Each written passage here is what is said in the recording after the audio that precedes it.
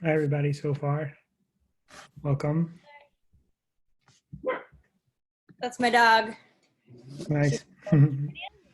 Come here, come here. Come here. Good. No, I'm gonna get you. All right, go. She's a rotten stinker. You know you're coming back, huh? Come on, come here. Come here. Shake it off. Come here. Oh, never mind. All right, so we're gonna have a bunch of people on today. So what we'll do is we'll have everybody who's all the participants be on mute, and then once David comes, he and I will be the ones who are speaking. He should be signing in shortly. But yeah, this is really exciting. I hope you guys are really excited for this. It's been a month in the making. And at any time, you could always use the chat feature and share any thoughts or questions. There'll be a lot of questions for David. If you have anything that's about his whole entire journey in chocolate or how he makes his chocolate and stuff like that, all that stuff, I'm sure he would love to share. So thank you all for being here, and we'll give it some more time before we still have some more time before it starts. So, yeah.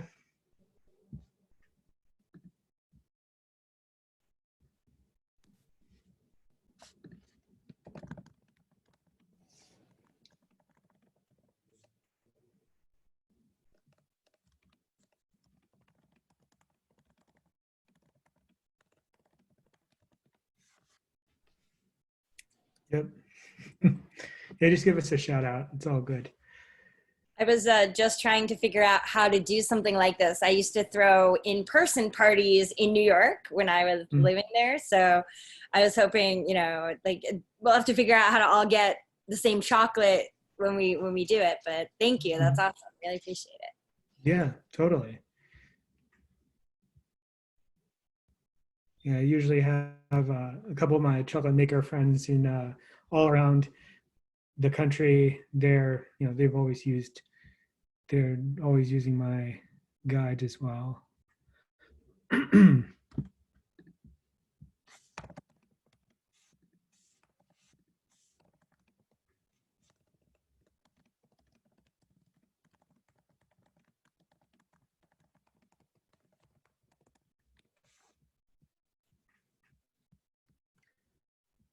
All right.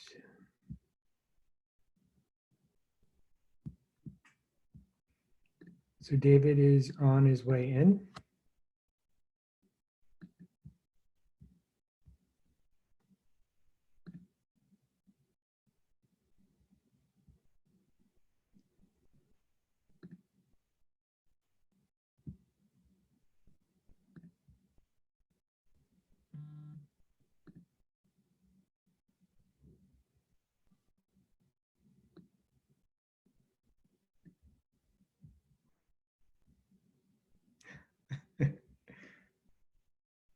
Hey, what's up, Glenn? Can you hear me?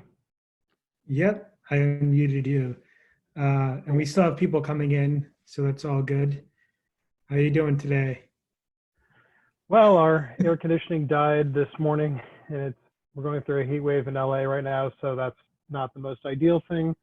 So yeah, you'll have to be the chocolate guy, because if I held up a bar right now, it would just kind of like melt, and the snap wouldn't be very indicative of what it should be. Yeah, no, and Jennifer. So yeah, all the chocolate safe. Our walk-in is holding steady at 60 degrees, so everything's nice and cold. All of our chocolate's totally fine. The freezer's totally fine. We actually just got everything repaired in February. We spent, I don't know, everything broke in February. So yeah, everything's safely tucked away. There's no risk. It's just right now it's 85 degrees in here, so it's like a little bit warm. Definitely not normal for our factory. Definitely not normal for our office, but at least the chocolate's okay. It's good. It's good. I'm in New Jersey, and I went out today to do some food shopping, and it was ridiculously hot. Should not even worn like a light jacket. It was, you didn't even need it. So I don't know what's crazy about the weather literally today, but next week is going to be all rain. So everybody's out at this point. A couple of people are still coming in. So I guess I could just, a couple more people are still coming in. Okay. Just so everybody knows, I mentioned a little bit earlier, but as more people are coming in, I'll just reiterate a couple of housekeeping items. So there's going to be a lot of people on the call. So we ask that all participants just stay on mute, and David and I will be the ones only unmuted, so we can talk and have a conversation. And then if you want to use the chat feature, you could ask us questions through that. If you need want to share something, just let us know, and we'll unmute you, and you could ask a question like that, or at the end we'll unmute everybody, and so you could share if you have any like nice things to say about David, you want to share with him directly, you could do so. Other than that, yeah, everybody should have received the emails from David about getting the access to our tasting guide for today. And then a tasting sheet. There you go. If you have any issues with it, just let us know in a private let me know in a private message, and we'll make sure that you get access to that. But everybody should have access to it already. We're excited that you all have this. This is a part of the joint partnership for the tasting. And just before we start, I want to just give a little background to why we're here today. And I'll let David kind of explain a little bit after I do. So basically, around a little bit less than a month ago, around a month ago, we had an online chocolate festival, Stay Home with Chocolate, that our industry put together. And I reached out to David to see if he wanted to do anything special, if he wanted to do a tasting live on Instagram. And he was like, yeah, sounds like a great idea. And so what we did was we put together 4 different bars of chocolate, and we did a tasting together, and we wanted to share that with you guys. So David, I wanted you to share just a little bit around the philosophy behind picking these 4 bars, and then kind of introduce them, and I'll hold them up. Cool.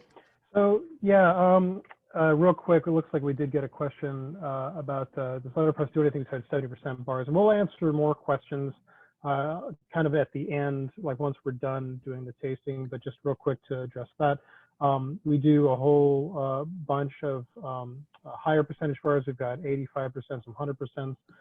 And every once in a great while, we do make dark milk where we do 50%. So it's a very limited edition type thing, just because we never put anything other than cocoa beans and unrefined cane sugar in the really large grinders. Those go in like little tiny grinders. We just do little batches. We make like 30, 40 bars at a time. So it's very it's not something that we keep in stock regularly, but we'll definitely be making more of those. People have been asking about them a little bit more, but typically we do 70% because that is a good balance between sweetness and level of bitterness. So as far as these 4 particular bars, these are all 70% dark. Again, that's just kind of what we find a good balance. We kind of wanted to do this as a way to introduce the concept of what it is that we do. We source really good cacao beans, and then we try to bring out the best expression of those beans in each bar. So what we're doing is we're tasting not only single origin dark chocolate, but we're also tasting flavored bars. The flavored bars are basically, the idea is that I don't want to knock you over the head with, mint or coffee or whatever else. I really want it to be kind of taking a back seat to the origin. I want the origin to kind of stay up front. So some people like, for example, our spicy bar, which we just sold out today. I need to make more. It doesn't knock you over, the head with spice. It is somewhat spicy, but it's not like, going to make you run and grab water or milk or whatever just to try to like drown it out, because to me that's just a little too much. So I really want the chocolate to kind of take the front seat. So before we get into the individual bars, Glenn, I don't know if you wanted to talk a little bit about like what Chocotastery is and what it is that you guys are kind of like focusing on, and like what these tasting sheets are, how we should use them, stuff like that. Sure. So a couple of years ago, my history has been, pretty much in HR, but always had a passion for chocolate. And I had, been making my own bonbons and confections in my apartment when I was younger. And then I went to making my own chocolate. I went out to Indie Chocolate in Seattle back in 2017 for about 7 months.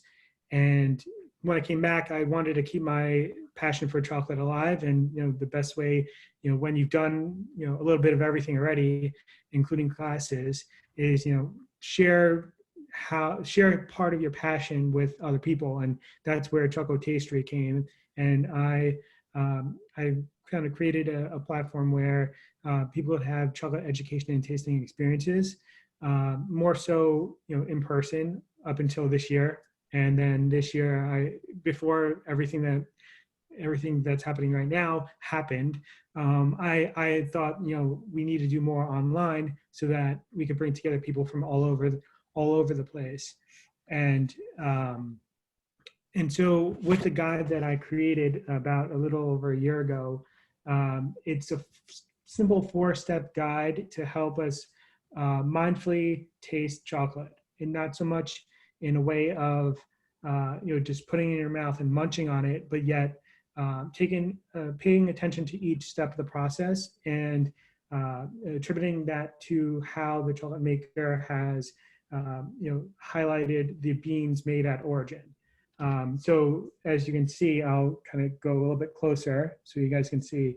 But typically the first step, we want to look at the chocolate and see, with all dark chocolate, it may be varying shades of brown, and like from darker to lighter brown. Obviously milk will be around the lighter brown spectrum, and then white could be white, or, if there's a different color, a different ingredient or inclusion, it could be a different shade. And so a lot of the origins could be varying shades, even at different or the same percentages. The next step would be, to snap the chocolate. So we'll be doing that as well, and that's a sign of how well the bar is tempered. We'll get into that a little bit later. And then, obviously smelling the aromas, like what aromas do you smell that are reminiscent of what you may have smelled or tasted in your own life, and then taste the flavor. So we'll break it in our mouth, and then obviously we'll see, are there any flavors that you pick up that you've been, in some way or another, have had, tasted in the past, are, could be culinary memories for you. And so that's kind of like the 4 steps that are simple enough that everybody could follow along. It's not the end all be all. There's no right or wrong answers. It's your own experiences. And what we would like to do is, evoke, like, what does have that discussion where, what flavors does it evoke for you? What memories that may be, reminiscent of those flavors. So yeah, I think that kind of in a nutshell. Yeah. Yeah, so just to kind of piggyback on that process real quick, as far as the tasting experience goes, I think it's really important to understand that there's no right or wrong answer. There's no you must taste this specific note or you're wrong. It's not like that. Our tasting notes we put on the back of the bars are just our experience. That's just what we happen to taste when we were making the chocolate. And I think it's also important we taste chocolate not only like in situations like this where it's like, say it's the afternoon, it's like we've already eaten lunch. It's really interesting to taste the exact same bar multiple times a day throughout the day. So for example, we find that our palate, Corey and I, we usually end up tasting really early in the morning. We start off generally, for example, the last really exhaustive tasting that we did was we serve tea in our retail shop, or we did up until very recently, and hopefully we can do that again. But basically what we did is we paired 5 or 6 different types of teas with, I think it was like almost all of our single origin bars. And, you know, we kind of found pairings that worked really well for us. And we also kind of did our, you know, tasting notes, but we did that at first thing in the morning. What we found is that in the afternoon, your experience can be totally different. For example, if you had, say, you know, a lunch with, say, like a salad with olive oil, for example, the way that that will coat your palate will actually affect the flavor of the chocolate. And I'm trying to remember, Glenn, you've been a judge before, right? I haven't. Okay, The right. timing, yeah, the timing didn't work out for me. But Okay, that's so something in the future I will do. yeah, I got a chance to be a judge at the International Chocolate Awards in Lima a few years ago. I was down there working at Ukiali, and I was able to spend a couple of days in Lima. And I had to taste through 320 different chocolate bars in 2 days, which was awful. It's not good because, you know, the problem is after 3 or 4 samples, your palate tends to get fatigued. So what we did was we actually had polenta, which if you've never had polenta before, it's basically like a meal made out of corn, and it has kind of a grit to it. And what Marisol Garcia, who obviously you know, Glenn, she basically had that available to us to kind of cleanse our palates after every 3 or 4 bars. So we're only going to be tasting 4 bars today. Our palates should be pretty good for that. We found that in our retail shop, when we do tours, for example, we sample 8 bars because people kept saying, well, I want to try more, I want to try more. And we're like, all right, so we try 8.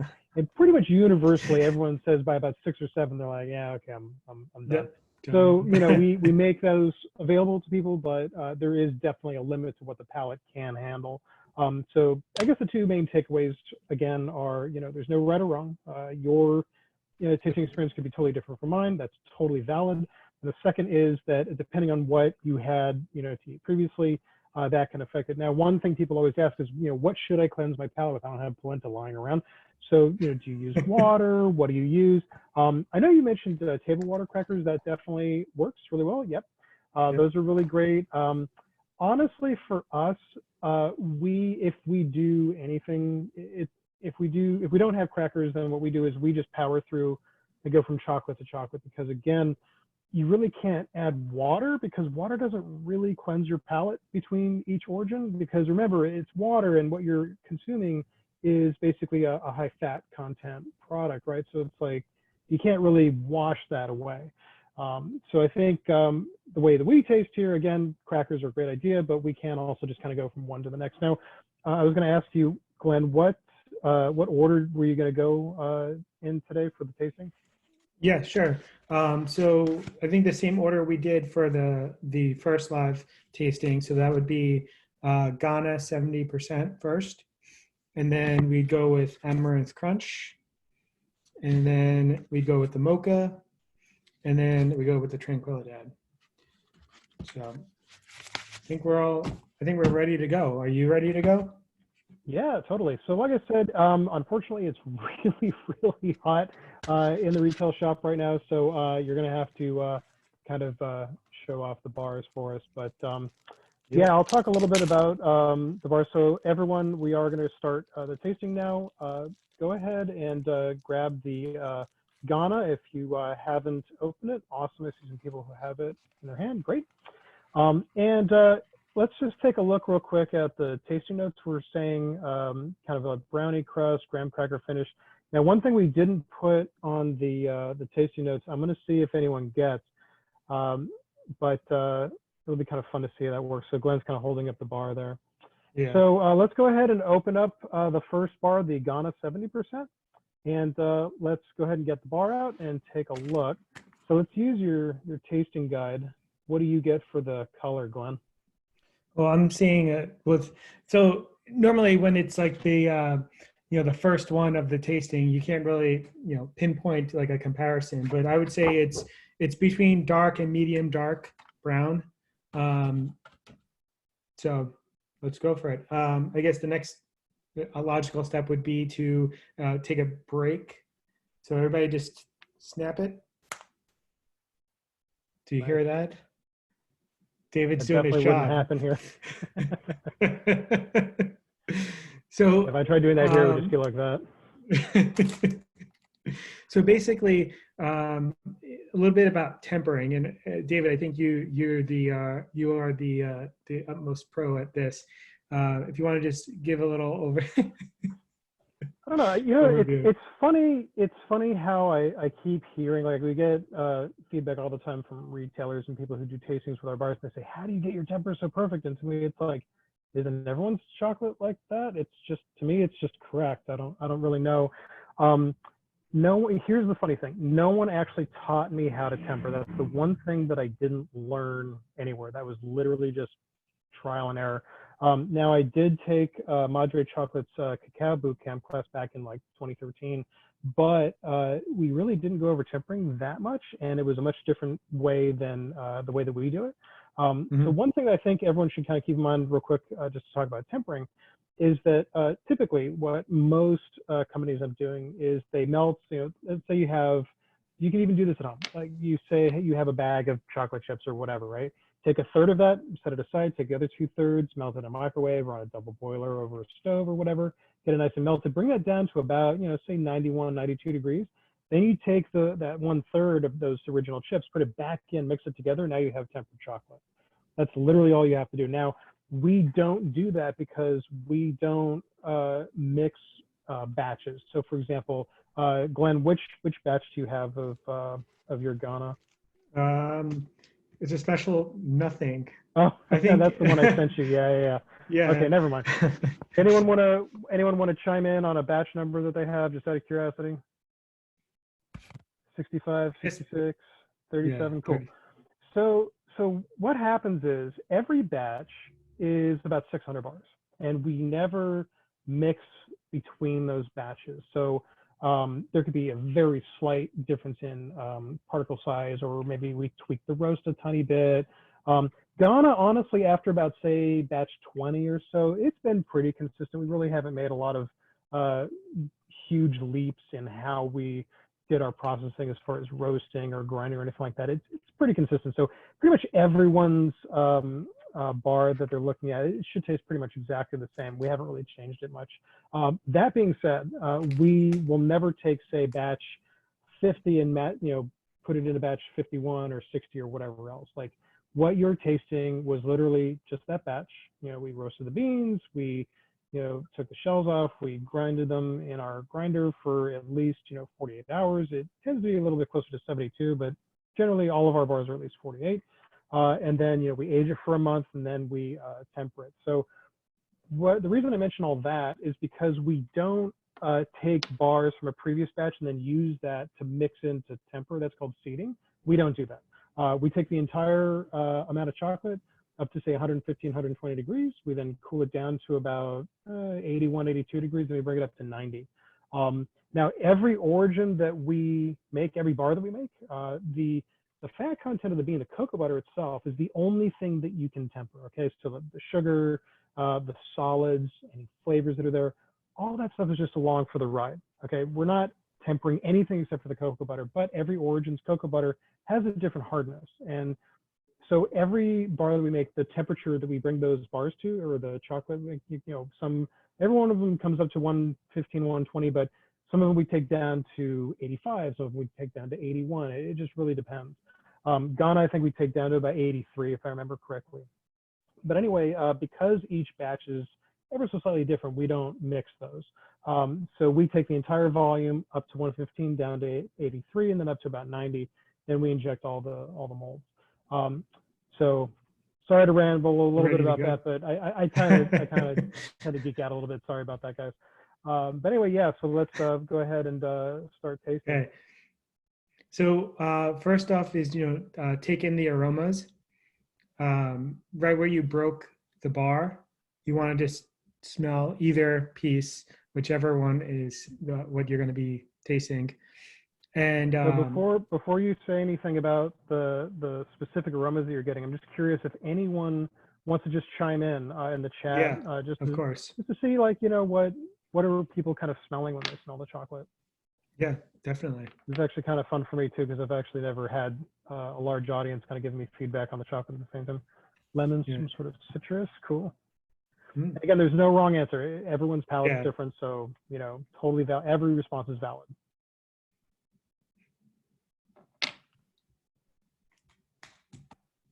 Brownie, cocoa, fudge notes. Yep. Mm-hmm. Cool. What do you get, All Glenn? right. Nutty? You got a nutty. Yeah. I like a cocoa note. Just straight up. Pretty reminiscent. And yeah. All right. So everybody, it's time. Cheers. And while you guys are enjoying that, I'll just talk really quickly about the origin itself. So Ghana is the most chocolatey chocolate that we make. Some of our bars are more fruity, some are more nutty or floral. Ghana is just very, very chocolatey to us. So that's why we use it as the base of all of our flavored bars, which is why we're going to start off with the single origin version, and then we're going to start tasting the different flavors of Ghana. So I want you to remember whatever notes that you're tasting now, see if you can kind of remember that when you taste these other flavor bars. These are all made from Ghana. Now, like I said, the batches could be slightly different, but honestly, the flavor profile should be pretty consistent between each one. We really haven't made any drastic changes. James is asking about Forastero. It's actually a combination of, it's not so much Forastero, there's a Melanado and a little bit of Trinitario as well. But remember, the thing with Ghana is we're purchasing these beans from Cocobod, which is the kind of overarching organization that kind of brings in all the beans, checks them for consistency, and then does the exporting. So this is probably one of the larger projects that we've worked with. We work with projects that are as small as 4 people. This one's definitely on the larger side. Now remember, 70% of the world's chocolate comes from beans in, you know, the west coast of Africa, you know, like Cote d'Ivoire, Liberia, Ghana, places like that. So this should be kind of what you would expect chocolate to taste like a little bit. At least that's what we get. So yeah, what kind of notes did you get there, Glenn? Well, I'd like to see what everybody else has been getting. I like people to just chime in with some of their notes, so I don't bias anybody. So Monica says fudgy. Cool. Yeah. Anybody else? Deep fudgy brownie notes. Oh, hint of raspberry at the end. Nice, Tyler. Cool. Silky smooth from Jennifer. Smoky brownie crust. Raspberries. Yeah. Cool. I've never got the raspberries, but I did get that fudgy note. That's like it's just like that homey fudgy brownie note.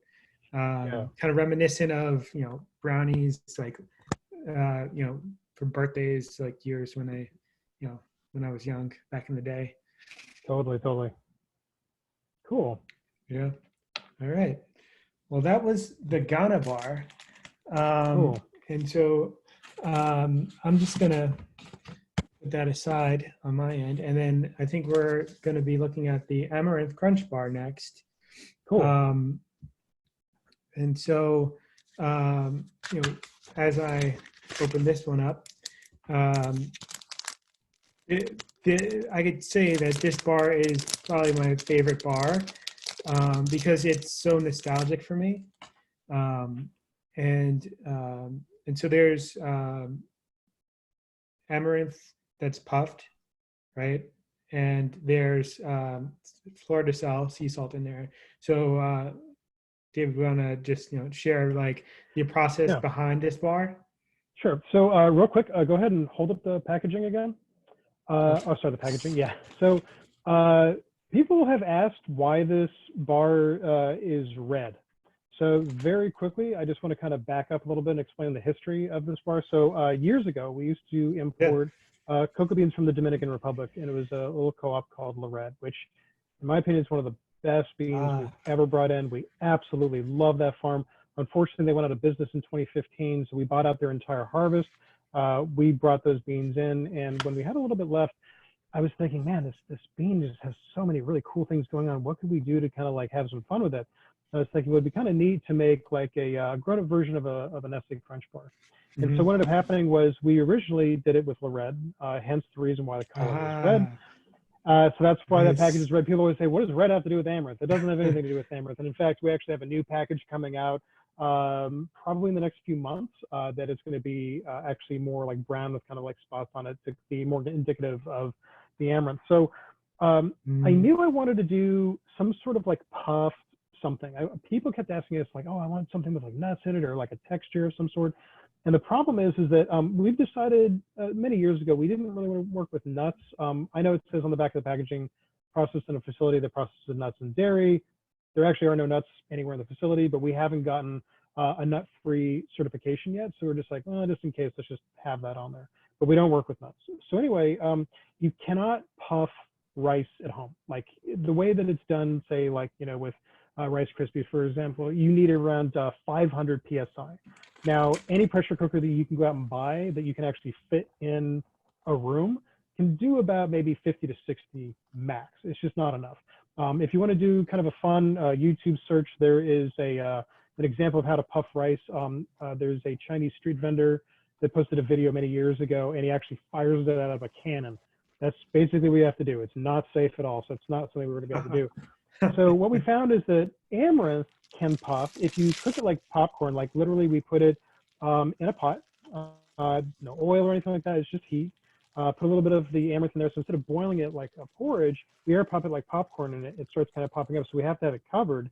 So we have to do little tiny bits at a time. So imagine throwing in like half a cup of Amaranth, shaking it up a little bit, putting that aside, filling it up. You know, again, and we have to do that, you know, 50, 60 times per batch. So it's a very, very labor-intensive bar for us to make, and it's actually extremely difficult to manufacture the bar as well, because obviously we're not going to put the Amaranth in the grinder. That goes in the tempering at the very end, right? So the way it works is that we use a syringe and we inject the chocolate into the molds with the Amaranth mixed in, and that becomes really, really thick. It's like it's very viscous. We use that term viscous a lot. And it's extremely difficult to get the chocolate to kind of even out in the mold. So it's a very, very complicated bar for us to make, but we find that it's kind of fun. So a little bit about that. So yeah. No, it's great. It's great. One other note before we go on to taste it, if you have any crackers and you want to just take a cracker break and just take a little piece of cracker, you know, and just cleanse your palate from the fat from the Ghana. We'll do that. And in the meantime, you could see really up close and personal that it's not just on the top level of the bar, it's within the bar. So that's even like every piece, you're gonna get some really great texture. And like like David said, very reminiscent of the Nestle Crunch grown up. So that's kind of, you know, one thing I could just literally eat this whole bar at one sitting, which I'm not saying that I did or not, but it came close. So yeah, we got a quick we did get another the... question that came in. Yeah. So as far as the question the significance of the snap, yeah. So yeah, sorry, someone asked with the significance of the snap, what do the different sounds mean? So there's a couple things that are going on. So again, all chocolate has cocoa butter in it, just naturally, right? And what ends up happening is you have to crystallize the cocoa butter in order to kind of hold the bar together, which is why it's not melting instantly. As soon as you pick it up, it'll actually stay solid, even up to like, say, you know, 85 degrees or whatever ambient temperature out of the sun, obviously. So what ends up happening is the amount of crystallization that you do in the cocoa butter will determine the snap, but that's one of a few different factors. So for example, you know, how warm or cold is the chocolate? You can take a fairly poorly tempered crystallized bar, put it in a freezer and pull it out, it'll have a decent snap for a couple moments, right? But at room temperature, if it's a properly tempered bar, you should have a really nice snap. If the bar is, say, under 70 degrees. Above that, obviously, you're going to start getting lighter and lighter snaps until it's almost mushy once it gets to about, say, 85, 90 degrees. Now, remember, cocoa butter is solid at room temperature, and so there are 6 different forms of crystallization. What everyone is enjoying today is called form 5. So that has a melting temperature of about 97 degrees, or just below human body temperature. So even though it's like 85 degrees in here, theoretically, I could probably just go and grab a bar and it should snap, but all our chocolate's put away right now. So it's like, I'm not going to pull anything right now. But anyway, so what I would say is the crystallization of the butter, but it's also the percentage. So for example, a lot of people who make milk chocolate bars, they use milk powder. And milk powder is, it's not really solid. It's a powder that you mix in, right? So that actually works to kind of keep the cocoa butter from wanting to kind of bind together. So what ends up happening is, let's say, for example, there's a chocolate maker up in Northern California that adds olive oil. I think they falsely claim that they replace the cocoa butter with olive oil, which is physically impossible. But anyway, the more olive oil you add, because olive oil is a liquid at room temperature, the more difficult it's going to be to get that bar in temper, and the softer it'll be. So in this particular case, it's really interesting because amaranth, if you think about it, it's kind of like aggregate in the bar, just like concrete, right? You have aggregate within there. It actually makes it stronger. So I'm actually curious if you guys play around just snapping a Ghana bar and then you try snapping an Amaranth Crunch Bar. I'm curious what everyone's getting for the differences between those two, because it is actually different. But a poorly tempered bar really won't have much of a snap at all. So all of our bars have a pretty good snap, at least I'm pretty sure we do. I think we did make a milk chocolate. Yeah, well, we had a milk chocolate bar that we did, I don't know, sometime last year, and even properly tempered, it was way on the soft side. Now that being said, if you guys go out and just grab like a Hershey bar or whatever, try snapping that, it doesn't snap. It kind of turns into like a weird kind of like a plasticky goop. It's kind of strange. So yeah. So James is saying that the snap is much louder.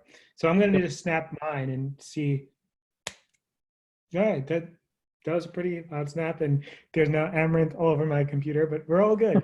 That's later tonight's snack.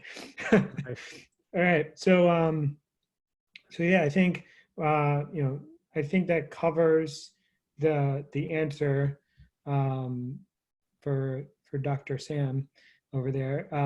Anything else? Everybody's just agreeing that it's a really loud snap. So good job tempering it. So I guess at this point, let's do we smell any aromas coming from it outside of the puff smell? If you want to just put what you're smelling in the comments.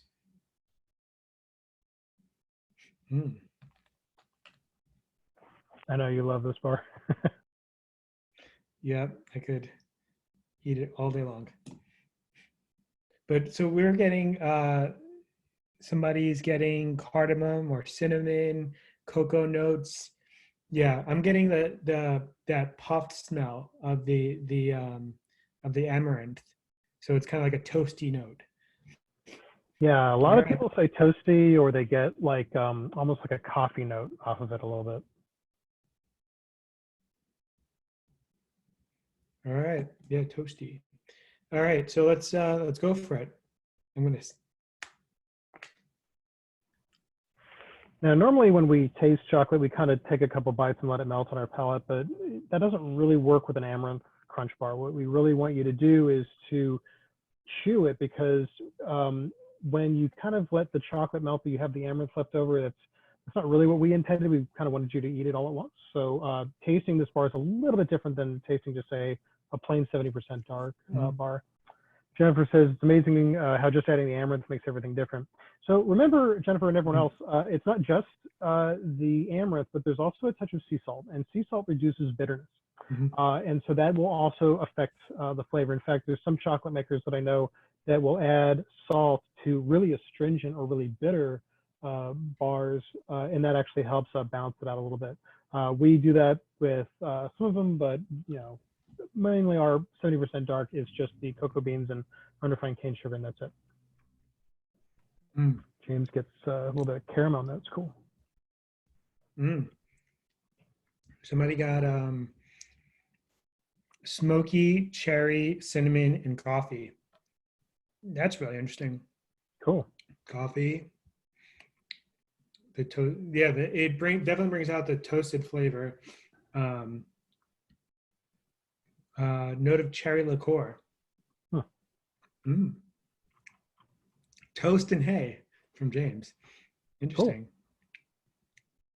Cool. So see, like we all don't taste the same thing. Like I don't taste half that stuff. I just get that like that toasty amaranth, like nostalgic flavor profile. I've never tasted hay before. Sorry, that was a question that came up. David, have you tasted hay before? I have not. I have a vivid imagination, but I don't personally get hay. I think for me, and just kind of going back to the 70% dark version, when we taste this bar, what we get is, obviously the cocoa notes in the beginning, and then, that brownie crust note. But also we get, and it's very, very subtle, so I don't want to like put ideas in people's heads, but we get a little hint of coconut right on the finish. And I didn't put that on the tasting notes of the bar because only some people picked up on that, and a lot of people are like, I don't taste that at all. And some people even say, I hate coconut. So we were just like, okay, that's what we get. So yeah. And James lived on a farm, definitely tasted hay. Hey, fair enough. Cool. Yeah. Somebody also got gingerbread, but it's really cool. Like I've tasted about 4 pieces right now, and it's all like I'm trying not to be biased because I still like I may not get those same flavors that everybody's saying, and don't be discouraged if we say some flavors and you're like, damn, I wish I got that flavor because that sounds really cool. But that's what eating the rest of the bar is for later on tonight. To go searching for those flavors. Awesome. So I think we're ready to go on to the next one, which is the Mocha Bar. So David, I know that you worked with Alibi Coffee. They're pretty local, right? Yeah, they're like 10 minutes from us. So this is an LA-based roaster that we started working with them about a year or so ago. Basically, what we found is we really wanted to do a really good coffee bar, but it's not really coffee, it's a mocha, and there's a difference between mocha and just plain coffee, right? So almost every chocolate maker, including us, when we first started making or trying to work on a coffee bar, we just took the coffee beans and put them in the grinder along with the cocoa beans. And the problem with that, if you think about it, is that you don't want to eat coffee, you want to drink coffee. So what you want are the oils, you don't want the fibers, okay? So what we did was we actually made a mocha bar years ago with another local LA company called Demitas, who does roast their own beans as well. And Bobby, the owner, we worked together for a little bit, and he's like, there's got to be a way for you to just get the oils out of the beans, but not actually grind the beans in. And so he kind of put that spark in my head of just kind of thinking about it. And we kind of parted ways. And then we were talking with Alibi, and I asked Alibi, I said, so we went back and forth. We were doing I don't know if anyone knows what a cupping is. A cupping is when you taste a bunch of different single origin coffee cups, just black coffee, and you kind of go through the tasting notes. And then what we did was we did a cupping along with chocolate. So out of all of our different bars and all their different coffees, we found that their mugshot blend paired perfectly with our Ghana. So that's what we ended up doing. So we did some tests where, again, we just had a little tiny grinder. We threw the coffee beans in there, and it was super acidic. It was gross, and we're just like, okay, this isn't going to work. So I asked the guys over at Alibi. I said, so what's the proper extraction temperature of the oils from the mugshot blend beans? And they said 195 degrees Fahrenheit. And I said, I can take cocoa butter up that hot. So we started talking about it, and I had this idea to use a pour over. So instead of using water, we're actually melting cocoa butter and then doing a pour over that way and extracting the oils out that way. And so you get just the oils and none of the fibers. So then also with that, we can fine tune every single batch. Depending on how big the amount of chocolate is in our tempering machine, we can get it exactly the same every time. So again, everyone might have different batches, but at the same time, it should be pretty consistent as far as everyone's tasting notes.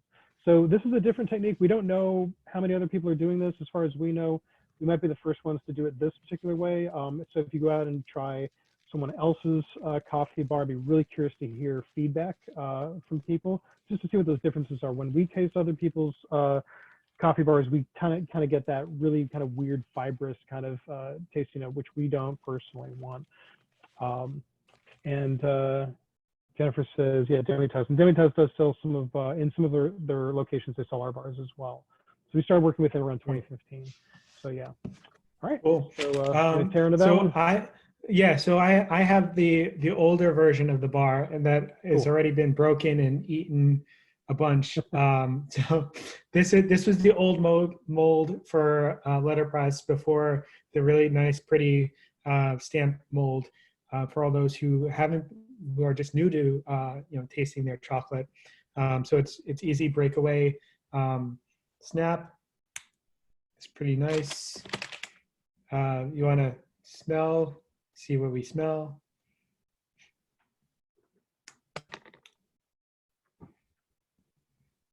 If you want to, throw in the comments in the chat what you're smelling, that'd be cool to share. Yeah, so what we found is that this technique of extracting oils out of, using cocoa butter, we're also doing that. We just sold out of our spicy bar. We're doing the exact same thing. So I had a little molcajete, mortar and pestle basically, and put the peppers in there. We grind that up, and then we do the same thing where we do the hot cocoa butter pour over. We extract out the spice that way, and then that goes into the tempering machine. So we're kind of doing that with kind of both of those bars. It just kind of works really well, and we have some other things in the works we're working on as well. So yeah. Cool. Monica got coffee nuttiness. Yeah. Yeah. Cool. All right, so let's try it.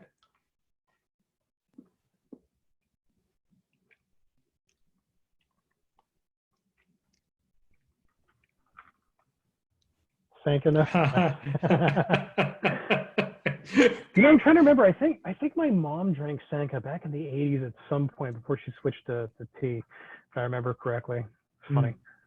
Sanka came in that little tin, right? And yeah, like the can. What is Sanka? Isn't it just like powdered milk and instant coffee or something like that mixed together? I think it's just coffee. Like is it just coffee? Okay. Does anybody have an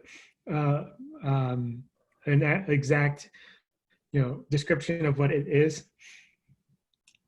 It's let us know. Cafe coffee. And having actually visited a coffee plantation, a couple of them, but one in Guatemala one time I checked out, and they basically said, don't ever drink decaffeinated coffee. You don't want to know what that is. It's not good. And I'm not much of a coffee drinker, but yeah, decaf coffee is gross. The whole point of coffee for me is the caffeine. So right, yeah. I try to get it black and just taste whatever flavors I could from it.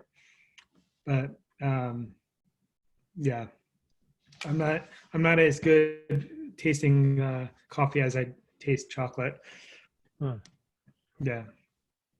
Yeah, my experience with coffee is fairly limited. I'm trying to remember. We worked with Bar 9 over in Culver City. Obviously Demitas for several years, and now Alibi, and that's a whole other world, and I have the utmost respect for people who roast their own coffee. It's really fascinating. All right, so let's see what people are saying. So one thing we got, flavor notes, citrus, red berry, and dried berry. Interesting.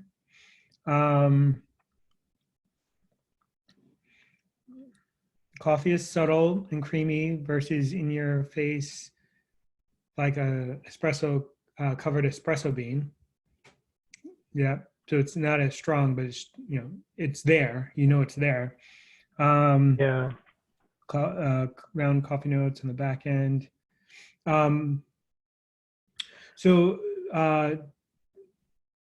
David, I have another question. What temperature was the coffee roasted at? Oh, that's a really great question. I don't remember what the curvature was because, like a lot of coffee roasters, they don't roast at a specific temperature. It usually starts high and then they bring it down and they sometimes pop it up at the end. I actually don't know what the profile was for the mugshot blend, but generally speaking, just so that everyone knows, there's a huge difference between roasting coffee beans and roasting cocoa beans. So for example, typically what we've seen, I very briefly learned how to roast coffee back in like 2013. And basically what they do is they do what's known as drum roasting. So it's in a drum, typically a steel drum, flame underneath. They get it really, really hot, maybe, 425, 430 degrees. They pour the beans in. So because you're pouring in something that's room temperature, you're dropping the temperature of the drum almost instantly. So it drops down to say maybe 200, 250, then it comes back up to about say 400. Typically roast for about maybe 8-10 minutes. When we roast cacao, we don't use a drum. We use sheets, perforated sheets. We use a convection oven, and we typically roast for about 25-30 minutes at 225 to 240 degrees. So much, much lower, a little bit longer. Christina was asking if Alibi's Coffee was a place on Abercrombie. They're not on Abercrombie, they're in Mid-City. I don't know if they used to be on Abercrombie, but I'm trying to remember who's on Abercrombie. I know Blue Bottle, which obviously is a much bigger company, and I'm not remember who else. I'm not sure about chocolate. There's another question. So that we had, what impact does acidity make? How would you describe this bar as far as acidity goes? Yeah, so we kind of describe it as it tastes more like a mocha than a coffee chocolate bar. And what we mean by that is that we feel that the two are kind of meshed together. It's not so much like you only taste coffee, you only taste the chocolate. It's really meant to be enjoyed together, which is why we don't just simply sprinkle coffee beans on the back. That's not the way that we wanted to do it. We're not, in general, we don't really tend to sprinkle stuff on the back of our bars. We tend to like to have our inclusions in every single bite. Included. Yeah, well, because it's like, for years we were buying other people's chocolate, back when we were, blogging about being a bar. And I remember I got someone's blueberry bar. And so imagine a bar with like 3 blueberries on it, and the rest of the bar there was nothing, right? So it's like, do you just throw that away, or do you just do the whole bar at once? Like, that was just kind of strange to me. So we typically try to get a lot more even consistency. Now we do sprinkle nibs on the back of the bars when we do nib crunch bars, because there is no other way to inject those nibs into the chocolate. Just the size is just too big.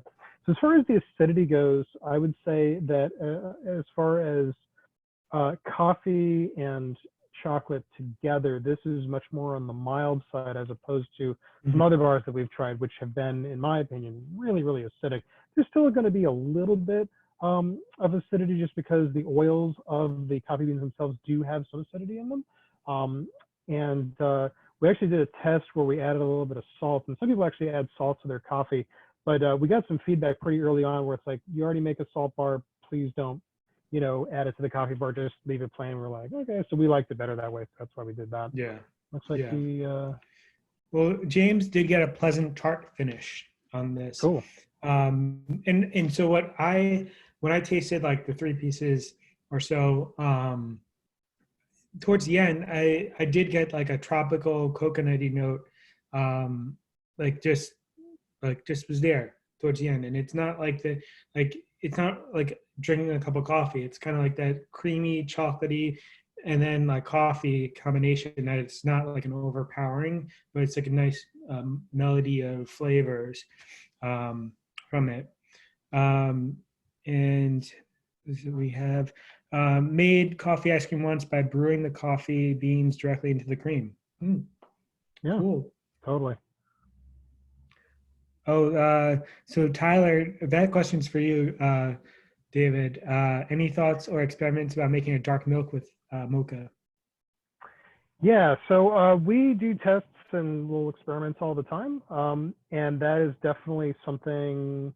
I don't like giving away what we're working on, but there's things in the works. We're hoping to be releasing a few new bars over the next month or so, and that's probably going to be on that list. So we are working on that. So yeah. Cool. Yeah. So Christina mentioned it's kind of like it's like creamy like a cappuccino. Hmm. Cool. All right. Cool. So we're down to we're down to the last bar, the Tranquilidad bar. So this one is I jumped on this kind of like the first couple of days. So this is the batch number 1, from when you made it. Yeah, and again, if you guys don't have batch number 1, if you have, say, batch number 2, I think, hang on a second, Corey, we only released 2 versions of that, right? Yeah. So we only did 2 batches of that bar. So there's really not any difference as far as how we roasted it. So for example, just to talk really quickly, because this was a very technically difficult bar for us to make because of the beans. So let me see. I thought I had some. Do you have a big pod and a small pod just to like compare the size? So basically, the thing about Tranquilidad, it's oh cool. Well, I'm having Corey grab some pods just to show the difference. Yeah, sure. Cool. So this is a. Hi, Corey. You see Corey real quick. So this is a fairly typical cocoa pod. It's like a little bit smaller than a football, about that size. Now, Tranquilidad is a different type of tree. So this is more like, say, an amelinado or even like a trinitario. It's pretty common. Now, what the Tranquilidad bar is, the trees are called Beniano. So they're much smaller. Okay, they're actually a little bit smaller than this, but just to show you the size difference. And the beans on the inside are actually 1/4 the size of the normal size ones. So they're about, I'd say the diameter is smaller than a dime. They're really, really small. So at the time when we got the beans in, there really wasn't a way for us to crack those beans up, because remember, we roast the beans, then we have to crack them up and remove the shell. So at the time we were using a Frankenstein, which is basically just, a little 3-roll mill. The beans go into the hopper, and the problem is that the aperture, the gap between those rollers is set. You can't adjust it. So the beans were just falling right through. So we ended up playing around with a Champion juicer. That wasn't working, and so we were just like, okay, we just kind of put it on the back burner. And then I remembered that my buddy Mike at 24 Blackbirds up in Santa Barbara was working on an impact cracker. So the difference is, instead of taking rollers and crushing the beans and releasing the shell that way, this actually, you pour the beans in the top, and there's a mechanism inside that flings the beans against the inside of the cylinder and shatters them. And what's really cool about that is you can adjust the speed depending on the size of the beans. And so we actually did some roasts. We put them in some buckets, and we brought the roasted beans up to Santa Barbara, where we poured them in to Mike's impact cracker, and we shattered the beans that way and brought it back. So that's batch number 1. Batch number 2, at that point, we had a small impact cracker that Mike had built for us, and so we bought that off of him last year, and so we were able to crack it at LetterPress. So roast is exactly the same. There's no difference there. It's just, one of them was brought up to Santa Barbara and driven back, and the other one was done entirely here. So yeah. But as far as cracking the beans, it's extremely difficult. We have to go very, very slowly. We're talking like probably a cupful at a time. Like literally, you pour in a cup, let it shatter, bring it down, then put it into our vibratory sorter, which has the 5 different size screens. To give you an idea, typically we can crack about 50, 60 pounds of beans in about 25 minutes. This takes about 3 hours. It's just very, very time consuming and very difficult to do. And it's also very difficult to roast because, again, the beans are so small. We have to do a really, really light roast, but very long. I would almost kind of call it like, well, I don't want to give away too much, but basically what we do is when you roast cacao, you think about like, imagine that this is like a cocoa bean just blown up, right? So you have heat penetrating the bean. It has to get all the way through the inside or else it'd be raw, right? So depending on the size of the bean, that kind of determines, how hot you have to go, but also how long you have to roast. So if the bean is smaller, right, then you have to use a lower temperature, but maybe a little bit longer, just to make sure that you're not burning anything. So I think I kind of rambled enough about that bean. Sure. Suffice it to say, it is, heirloom cacao, one of only 14, Yep. I think, designated in the world. Yep. And So this is it. personally one of my favorite bars that we make.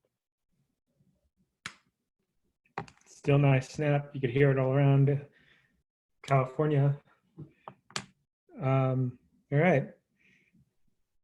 So see what you just type down what you're smelling from the aromas.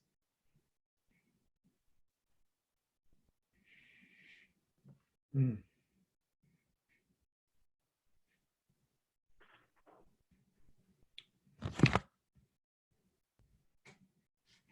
I'm just getting cocoa notes.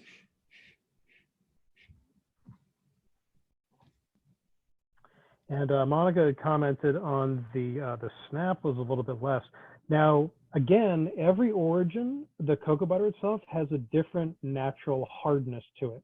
Okay. Mm-hmm. So, for example, Ghana, what we found is that it tends to have a very, very firm butter. It basically becomes almost rock solid. So that's why we don't take the temperature down as far. We go down to about maybe 83, 84 degrees.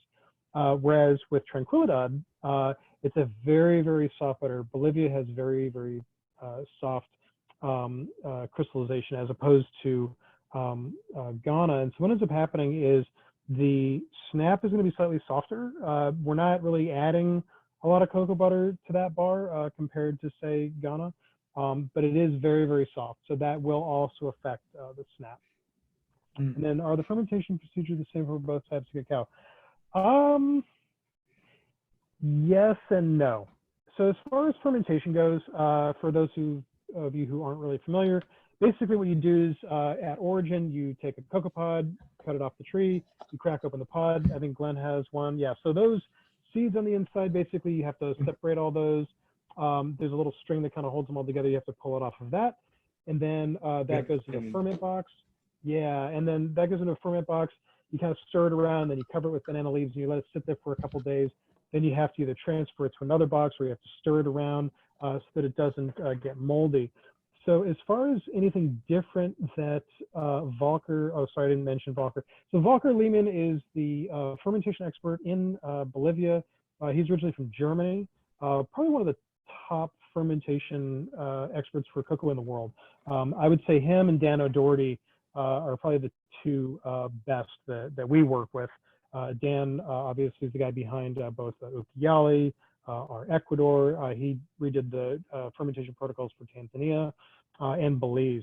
So basically fermentation will affect the flavor profile, if you ferment too quickly or too slow, or if you dry too quickly or too slow.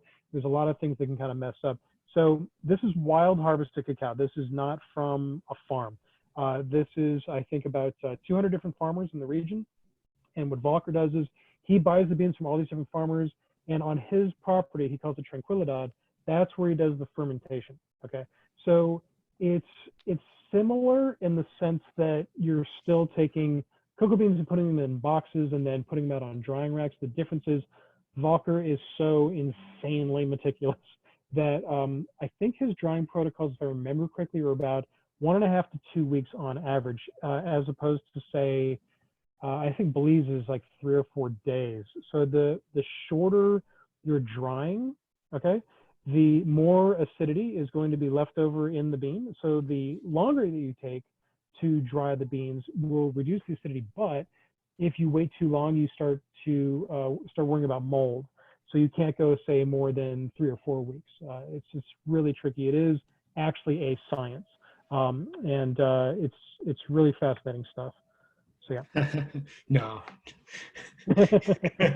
not really. All right. So I'm not sure if you guys have tried it yet while David was talking. I didn't, but I'm going to try it. But if you guys want to just put your flavor notes down in the chat box. And it's 7 o'clock here in New Jersey. So people are screaming like crazy for all the essential healthcare workers and all those folks out here. So if you do hear anything, it's people are not like going crazy just because it's that time. Cool. Yeah, LA is kind of spread out for that, unfortunately. Mm.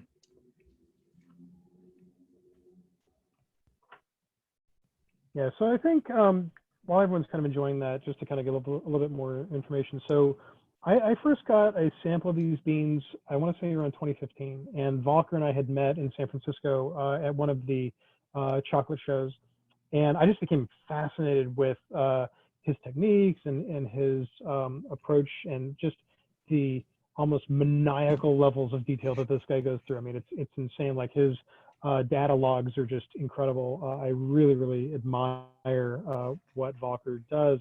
So anyway, we were able to get a small amount of these beans about maybe a year and a half ago.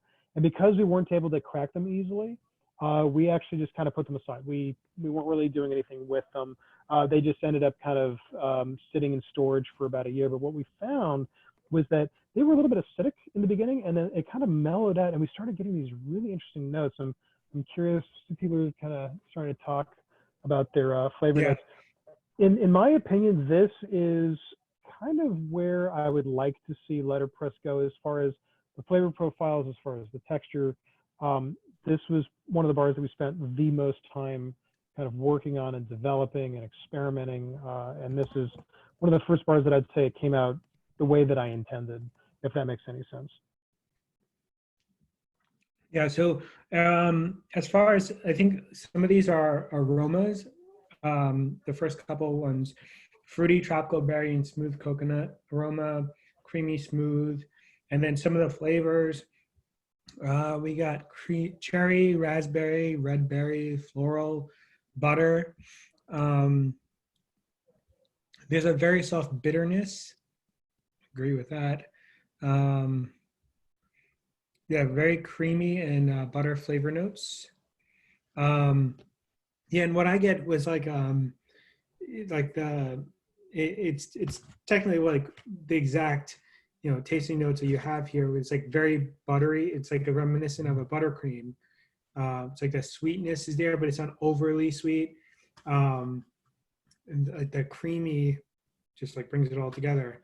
And there's also milk notes in it. So you have that dairy that's bringing it in. It's not like a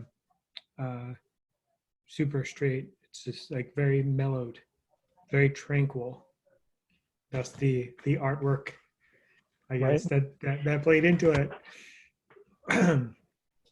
And as far as the milk notes, yeah, we say it has kind of a buttercream note a little bit, and that's probably one of the reasons why we didn't do a milk chocolate version of this. To me, what I love so much about these beans is that when you get the roast right, you can just get all these really beautiful kind of subtle notes out of them that, I really feel that if you add too much to it, like if you were to add milk or something else, to me, it's like it would kind of take away. So I don't really plan on doing anything as far as like, we might end up doing a higher percentage bar at some point, because everyone always asks whenever we release a 70% bar, we always get a ton of emails.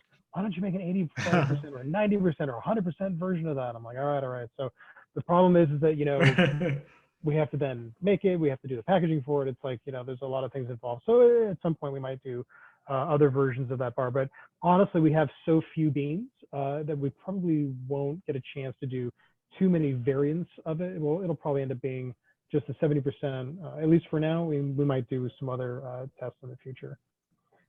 Yeah. Is luxury tasting it? Sure. Yeah.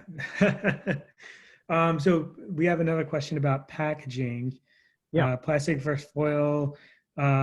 because obviously in the past, this is how they were wrapped, and then now they're wrapped in the clear package.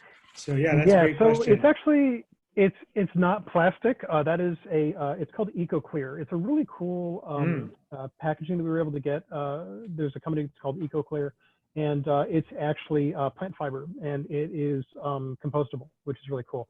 So we've always been an eco-friendly company. Our packaging has always been recyclable, but we found that the foil backed wax paper that we were using, basically there's nothing wrong with it per se, except for the fact that only some places can recycle it. It's actually kind of tricky. And so we decided to switch to the EcoClear just because we found, for us anyway, that we really don't get any aftertaste from it. That's why we chose that specific material. Whereas with the wax paper, we were getting, at least for us, we were getting some very slight kind of like almost like papery, like pulpy kind of notes on the chocolate, and we really wanted to kind of back away from that. So this was the most flavor neutral material that we could find, which is also compostable. So hopefully that adds some clarity there. Cool. Yeah, we got a comment. I like the clear because I can seal it back up with the sticky strip. So that's always been a thing that I liked about most bars from different makers, is the ability to seal in and not have other atmospheric odors getting into the chocolate, especially over time if you don't eat everything all at once or in a couple of days. So that I too enjoy the the sealing. Sometimes people have the craft packages that have the actual zipper. When I made my own chocolate back in like 2016 for a little bit of time, and I had a craft package that it had that sealing. It was all eco-friendly and all that, but it was also you were able to keep it, and every single time you open it up, you got the smell of the aromas, which is really cool. And I take that back to Pump Street Bakery. They're a chocolate maker in the UK, and I had a bar from them as a gift, 2015-ish. And I was like, wow, whenever I make my chocolate, I'm going with this. Like every time I opened up the bar, the package, I got the aromas, and that's what made me like that bar even more. So yeah, I'm kind of nerding out on packaging, but everybody has their own way and their own reason and their own story. And I think, it sheds light onto like, the characteristics of, how that chocolate chocolate maker and brand wants to showcase it. It's cool. Yeah. So those are the 4 bars that we have. I would love to do a quick poll because I'm cool like that. So I set up this poll on what is your favorite chocolate of today's live chocolate tasting, and I'm going to launch it right now. So I'd like for everybody just to take a moment and put in their vote. And it's cool, David, because I get to see the live as people are doing it, as they're coming in. So there are cool. 16 votes possible. We're almost there. All right. And while we're waiting to hear who won that, there was a question from Christina. So did you design the stamp on the chocolate? Yeah. So do we have a sticker or something, the logo, anything with the logo on it? Even just one of the little stickers would be fine. So short answer, yes. I designed I designed all the packaging. I designed the logo. It was all done in Adobe Illustrator. So this is kind of small. Apologize for that. So basically, our logo is very loosely based on a 1921 airmail stamp. I was one of those dweeby kids that collected stamps when I was young. And so that's the reason behind that. And then the 3 elements in the design are the plane, the cocoa pods, obviously, and then the mountains. So the idea is that we fly around the world, we bring back cacao, and I'm originally from the mountains. So that's what those 3 elements are. Nice. Corey just brought out a larger one. So there you go. Cool. Yay! And we sell T-shirts Nice. too. Nice product placement, sweetie. So I think my letterpress T-shirt's still in the hamper. So okay, all right, nice. sorry. It's all good. It's all good. All right, so Cool. we had about 75% of the folks vote. I'm going to end the poll, and the winner was Tranquilidad Cool. by a large margin. Yeah. Oh, Awesome. the cacao pod model. Oh, so these were actually brought by a friend in Brazil. We actually do have a couple extra of these. I might put them up on the website. The problem is that they're ceramic, so I don't know how well they would ship. Maybe for like local pickup or something, but I don't know how well they'd be able to. I mean, these were literally brought in someone's carry-on bag on a plane. So yeah, they're beautifully. They're hand painted. I don't even remember what we paid for them, but yeah, they were actually handcrafted in Brazil, in Bahia, which is pretty Yeah, cool. I got one. I got two actually. Nice. On You my get them from windowsill. Australia too? Yep. Cool. Nice. A couple of years ago. It was the scariest thing to take these home. I think I got them. She brought them to Seattle for Northwest a couple of years ago, and I'm like, okay. oh my god, like I'm gonna break these. Yeah. Yeah, we brought back boxes of those from New York when we met up with her there several years ago. So yeah, so Christina's asking, what is the actual size? So this is the actual size of one of the different types. I have to dig up a photo. There's a really great photo. Oh, there you go. There's a couple different ones. There's Pam. Yeah, so cool. So the largest pod that I ever personally held was CCN 51 out of Peru. And it was about like this. It was giant. I had never seen a pod that big, and I have a photo of it somewhere. So Pam, are you showing us? Or okay. I think this one is from Malaysia. Oh, cool. Oh, wow. Nice. And this one's from Bahia, again, cool. Brazil. Nice. Oh, wow, nice. You could hide some nice chocolate in that one. Yep. Yeah. And this one's also from Bahia. Really cool. Very cool. Thank you for sharing that. You're welcome. Cool. So should we open it up to Q&A, Glenn? Yeah. I will, let's see, unmute all. So, I will, let's see, unmute all. So, okay. No, yeah, you need the lighter brush again, right? Yep. Does anybody have any? Wait, how about this? I'm gonna mute everybody. And if you'd like to say something, just raise your hand, and then we'll unmute you. How about we do that? You can do that. Yeah, there you go. I'm an addict. No. Sebastian worked in Bahia at the Cocoa Research Station, so he knows quite a bit about chocolate. But that was a long time ago. Chocolate doesn't change that much. Yeah, but the way it's made in the States now is different, yeah?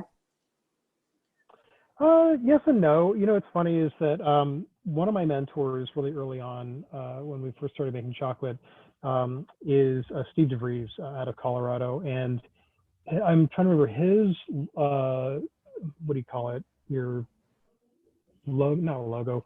What's it called? Your catchphrase or whatever, your slogan. His slogan for his company was DeVries chocolate 100 years behind the times. And I think his reasoning for that is that really when it comes down to, you know, sourcing cacao beans, roasting them, grinding them, and molding them into chocolate, that process in and of itself has not really changed in the last 120 some odd years. In fact, if you ask him, you know, hey, what are the best, you know, chocolate books that you have in your library? Steve has one of the largest cocoa book libraries I've ever seen anywhere. And almost every one of them was written at least 50 60, 70, almost 100 years ago. What were you on the Alex. Yes, so Alex was... My specialty was fermentation, post-harvest technology, fermentation and drying of cocoa. Oh, okay, cool. Nice. Yeah, I've had a little bit of experience with fermentation. I've done ferments in Guatemala, Belize, Peru, Hawaii a little bit, and really it's surprising how much ambient temperature affects fermentation. Because, for example, in Guatemala, we worked with a farm where they put the fermentary on top of a hill. So at night, there was this really strong breeze blowing cold air, about 60 degrees Fahrenheit, onto the ferment boxes. And we were finding that the temperatures in the boxes weren't getting up, you know, past, say, 90, 100 degrees Fahrenheit. And you know that it should be hotter than that, right? So what we found was that we had to put an windbreak and actually put blankets around the boxes because it was getting so cold at night. Same thing in Hawaii, actually, is that I've seen people do, I don't know if you've ever seen drum fermentation, where they build these wooden drums, right? I've practically seen every type of fermentation. Cool, cool. Yeah, so it's fairly unusual, but putting them in a cylinder in Hawaii, I've seen that, and they were actually putting blankets around that because, again, Hawaii gets unusually cold at night compared with, say, Bahia or Peru or some other places that we've worked. So yeah, that's interesting. Yeah, the main type of fermentation, the two main types of fermentation are the box fermentation, which you talked about, and the heap fermentation, which they use in West Africa. Right. And yeah. West Africa produces most of the world's cocoa. That is basically the type of cocoa beans that one would be buying for commercial chocolate. Right. So yeah, great point. So basically, there are two. Generally speaking, there's two main types of fermentation. We've been talking about box fermentation versus heap. The main difference is as the name implies, just so that everyone understands. You know, they farmers will crack open all these pods. They pull the beans out of them, and they put down either banana leaves or a tarp, and they'll make these giant piles. I've seen piles, you know, 5, 10, 15 feet high, and then they just cover them with banana leaves. And the problem is with that particular methodology is that a lot of people will they'll just let it sit there for like days or weeks or whatever. So you end up getting some fermentation, but a lot of it's not fermented properly. But again, for bulk grade cacao, it doesn't really matter. You know, you end up just, you know, selling it and it's good enough. With box fermentation, some places do just kind of let it sit there. And again, you have the problem of molds can start to pop up. But most places that we work with, after 1 or 2 days, you do what's known as your first turn. Then every 24 hours or so, you keep stirring it, or you transfer all the beans from one box to the next. So the fermentation process is extremely important for making chocolate, because if you didn't ferment, the beans, when you dry them, they can end up looking kind of slaty. So it looks like kind of like gray, and they're flat on the inside, and they're very, very astringent. It doesn't make very good chocolate. I've actually tasted chocolate made from unfermented beans, and it's not good. So pretty much all chocolate you've ever had in your life, it's all been fermented. So great question. And then someone just asked about the Yep.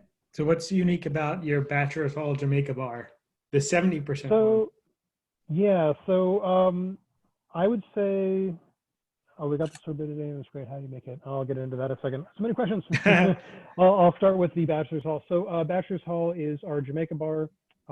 We started making that within the last year or so. Jamaica is really an interesting project in that Desmond runs the estate with his sons, and I tasted a bar made by a Rogue Chocolatier back in 2013, and at the time it was, in my opinion, the best chocolate I'd ever had in my life. And I just was like, I have to get my hands on these beans. They're amazing. So I got in touch with Desmond, and the problem was, you had mentioned Pump Street Bakery earlier. He was mainly selling most of his beans to either Pump Street or Soma, a couple of other places, and it was just very, very hard to get. So what ended up happening was about 1.5 years ago, Soma actually closed down everything because they were moving from one factory to another one. So they weren't buying any beans. So I found out about that. And I got on the phone with Desmond. I said, hey, you know, I heard you're not going to be selling to Soma. What can I get? And he's like, well, we can spare 1 metric ton. I said, I'll take all of it. So we air freighted that in. So typically when we bring in cocoa beans, we work with other chocolate makers and we do what's known as collaborative shipping. A container, a 40-foot container can hold, you know, 20, 25 tons of cocoa beans. And we're too small to bring in a whole container. So we will purchase a container along with other chocolate makers and we'll divvy it up. But in the case of, say, Bachelor's Hall, we had to air freight that in. So it's funny because when we made batch number 1 of that bar, we went back and we compared that with the bar that I had considered the best bar in my life from Rogue. And the funny thing is that I actually didn't like the Rogue bar anymore at all. So go figure. I mean, to be fair, I think my palate's changed a lot over the years. And so things that I kind of look for in chocolate are probably very different from what I was looking for several years ago. That being said, I absolutely love those beans. It's probably one of my favorite origins that we work with. And it's a very versatile bean. So my personal favorite percentage of that specific origin is our 85%. I know a lot of people, you know, they don't really like 85% as much as 70% because there is, you know, literally half as much sugar. Right? Yeah. But I personally love the balance of the 85%.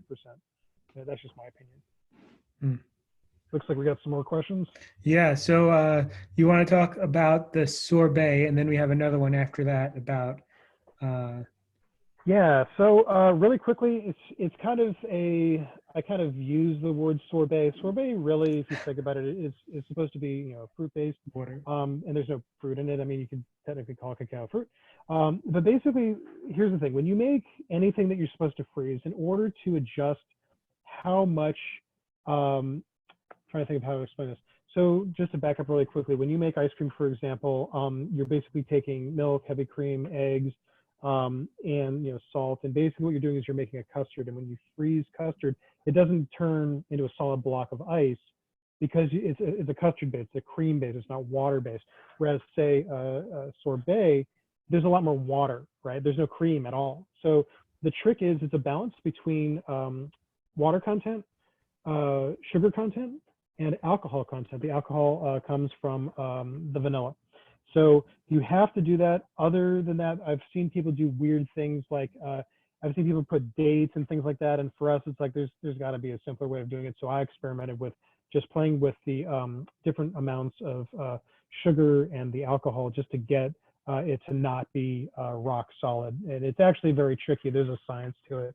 And that's why most sorbet, you really can't buy a decent sorbet from a supermarket because they put so many things in it, preservatives and things like that. It kind of screws up the flavor or the texture's not so great. So, you know, that's just our experience. Now, I'm not a sorbet expert at all. Literally, you know, I'm just learning this stuff as I go. And people seem to like it, and I really appreciate that. So, I mean, it's funny, we actually switched from making chocolate bars to ice cream, not exclusively, but definitely a lot more over the last several weeks.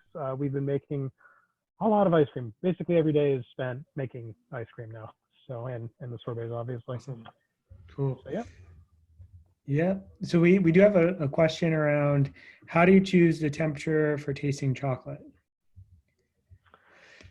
Temperature for tasting chocolate. Oh, I see. As far as Yeah. So what we generally tell people is that as far as long-term storage of chocolate, you know, 60 degrees or thereabouts is totally fine in a low humidity environment. I mean, you can stick chocolate in a wine fridge and it's good for like 5-6 years. I mean, it lasts a long time. I have an entire wine fridge filled with over 300 chocolate bars. I just tallied up a couple of weeks ago, and still some of them are probably close to a year old, and you know they're all good. So I keep it up as high as possible, and it's in like the 60s, or if it gets like really, it may go down to like the high 50s. But still, there's still that like chill in there when I open it up. That you know, it's still. I still let the chocolate sit at room temperature for a minute or two before I break it open. Yeah, I think it's important that everyone know, at least what we do. And then, you know, when we do tastings here at the retail shop, when we can reopen, and then when we were doing the tours, we always sample chocolate at room temperature. And the reason for that is because we want you to be able to get all those really subtle flavors that can go away if it is chilled. So that is absolutely a great question for sure. When we do our flavor analysis, we actually do a few different things. So we taste the chocolate at room temperature, but we also melt it, and we do our tasting notes based off of both the melted, completely untempered, and then off of the finished room temperature tempered chocolate, and just kind of compare, just in case there are some subtle differences there. But yeah, generally speaking, you want to have your chocolate not cold. We get this question all the time. We make a mint bar, and everyone always says, "Well, I love, you know, freezing your mint bar and pulling it out of the freezer." Totally fine. That's perfectly valid. It's just not what we personally recommend. But if you want to do that, it's not going to really harm it. It's fine. So yeah. Yeah, I usually do Thin Mints from the Girl Scouts in the freezer, so I totally could see why you would do that. But yeah, cool. Yeah, so I think that's all left in the queue of questions. Oh, we may have. Oh, what brand wine refrigerator? If you give me 1 second, I'm gonna go check. I'll be right back. Yeah, while Glenn's doing that, we for a while, if you haven't seen it on YouTube, we posted a 6-year anniversary video, and we actually showed our wine fridge, which was a 200 bottle fridge, and me and 2 buddies lugged that up 2 flights of stairs in my apartment, and that was not fun. What brand do you have? New Air. I got it off of Amazon probably maybe like 5 years ago, and yeah, it's a pretty small size. If you go to my Instagram, you'll be able to see it. I think I have it in there. It's just at Chocotastery. If not, I can just post something about it later. Yeah, it's great. But you know, the problem to have it is when you have too much, you can't fit any more in there. You have to get another one, or like I have a bin with like the less favorite chocolates in like another part of my room. But yeah, that's probably the best way to store chocolate, I believe, is in that type of environment. Awesome. Anything else from anybody? Oh, did you hear about the mint ice cream? Mint chip ice cream was fantastic from Jennifer. Oh, cool. Thank you very much. Appreciate that. Nice. Yeah. All right, guys. So they want to know what our IG handles are. So you could type yours, I'll type mine. Mine is at Chocotastery. Okay, so we have another question. How's the business going? Sure. Yeah. So March was an interesting month because basically the first half of the month was business as usual. We were doing tours. Corey was up in San Francisco doing a show up there. And basically, did you go to the show, Glenn? I don't remember. Which one? The one in San Francisco last month? Oh, yeah, I was there. Yeah, cool. What was that one called? The Craft Chocolate Experience. That's right, yeah. So Corey was running the booth up there. And basically, from what I understand is right in the middle of that show, the city was basically saying, look, we need to stop, we need to not do any large events anymore. And so I believe Sunday was kind of like, okay, everyone, let's just kind of pack it up and take off. And so that particular weekend was really, really busy for us down here in LA. We made the decision outside of anything that the city decided to do, because again, I'm married to a biologist. We talked about it. We said, you know what, let's not do tours anymore for the time being, just in case. So we made that decision, separately from anything else. That obviously was a huge crutch for us because it is extremely expensive to run a business in Los Angeles. Rent is very high here. We don't have a lot of foot traffic in our area, so we really rely on those tours to survive. And so since that went away, we were just kind of like, what are we going to do? So the good news is that chocolate, we can ship it, right? So we were able to ship nationwide, so that was fine. And then we had to kind of scramble and figure out a curbside pickup method, which seems to be working pretty well. Our sales, so what I would say is our online sales are up. Our curbside pickups obviously much better because we weren't really doing much before. But our wholesale is basically completely dead. And trying to think what else. Our distributor hasn't really ordered anything from us lately. So that was also, it's basically, there was no 100% of our sales came from this or that. We had a lot of different revenue streams. And so, our distributor was maybe 20% of our sales. That's totally gone away. Wholesale was another 20, 25% of our sales. That completely went away. So that's 45% down, but then our online sales jumped, 200%. So it's it kind of balanced out a little bit. So March was totally fine. April, we're doing okay. It's not great. It's not terrible. We're not really sure what we're going to do next month because it is starting to get really, really hot and there's just a certain temperature over which you just can't ship. So we're going to have to rely less on shipping and more just on pure curbside pickup. So hopefully we'll be okay for May. We basically started this company years and years ago with the idea that we wanted to do something that we enjoy doing, that we genuinely love, and we always have. We never set out just to make money. So, we're never rolling in cash.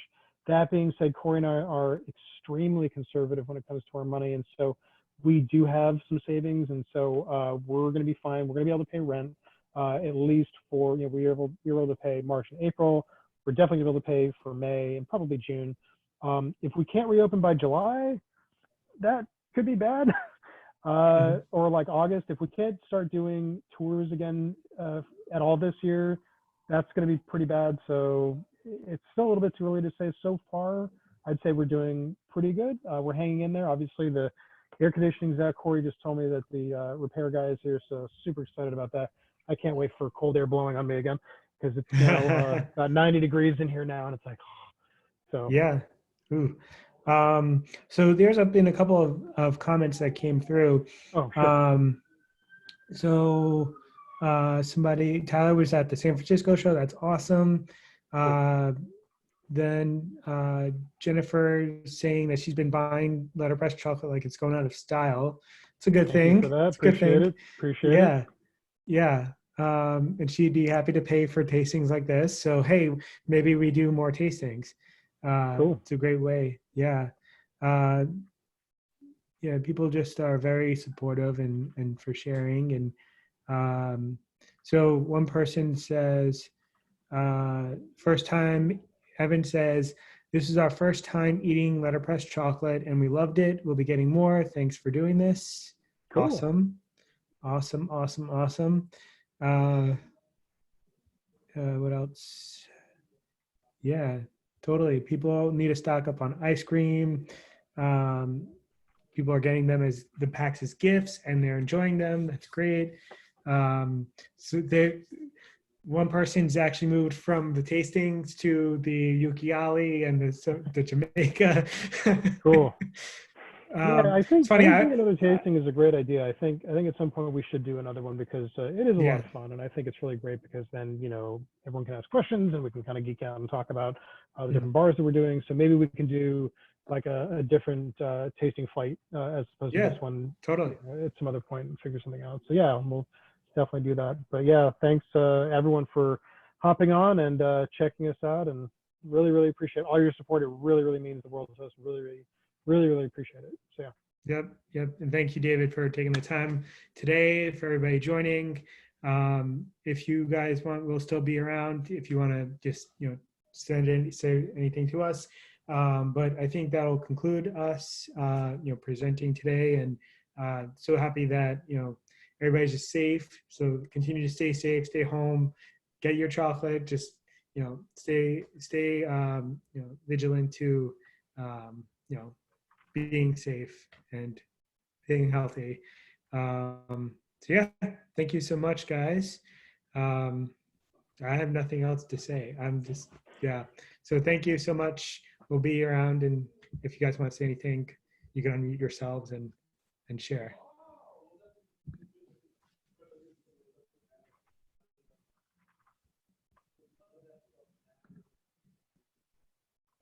So David, this is Carol. I don't know if you saw my message. I hate to ask the question since I worked my way through half of a Venezuela bar because I don't have the stay home package yet. Okay. Do you have any ballpark on the caloric value on these things? Yeah, actually, Corey, do you know where that nutrition sheet is?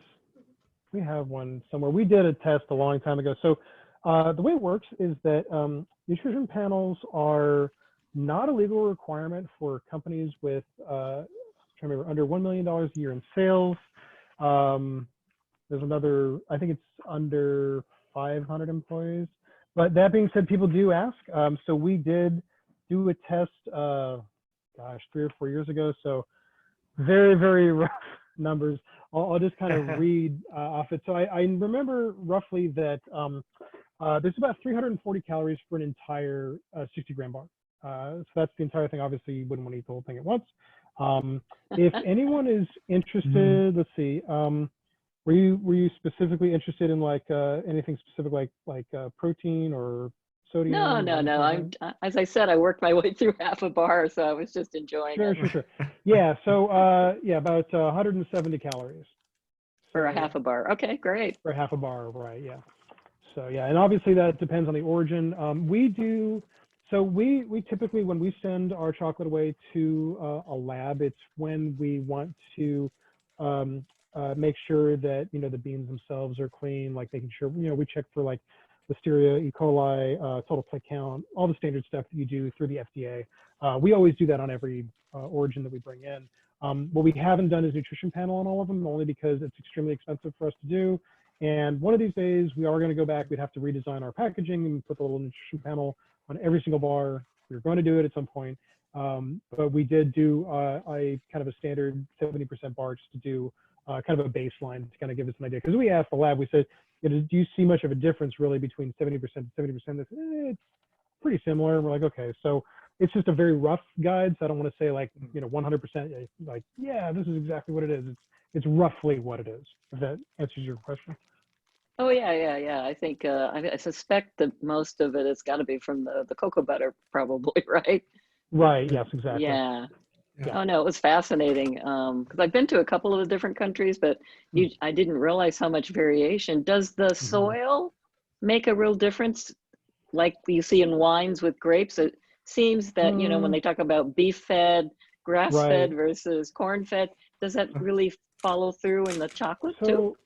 So in my experience, from what I've seen from the farms that I've been to, the ferments that we've supervised, and the chocolate we've made, from our standpoint, I would say that 80% of the final flavor actually comes from a combination of the fermentation and the genetics. So genetics, definitely do play a certain part, but what we usually tell people on our tours is that if you do, say, a really, really terrible ferment on really great beans, it will make inedible chocolate. You would spit it out, it'd be nasty. Whereas you can take fairly mediocre cacao, but do a really beautiful ferment on it, you can make okay chocolate. You're not going to make great chocolate, but it'll be okay. So when we bring in the beans here and we do a roast, the roasting, I would say, is probably one of the biggest things that we can put our particular stamp on it, if that makes any sense. As far as our unique flavor profile, the roast is the biggest thing. And then from there, the levers that we pull to kind of change the flavor profile get smaller and smaller and smaller. So for example, you've got fermentation and drying and all this other crazy stuff. Those levers are huge. You screw that up, we can't really do anything about it.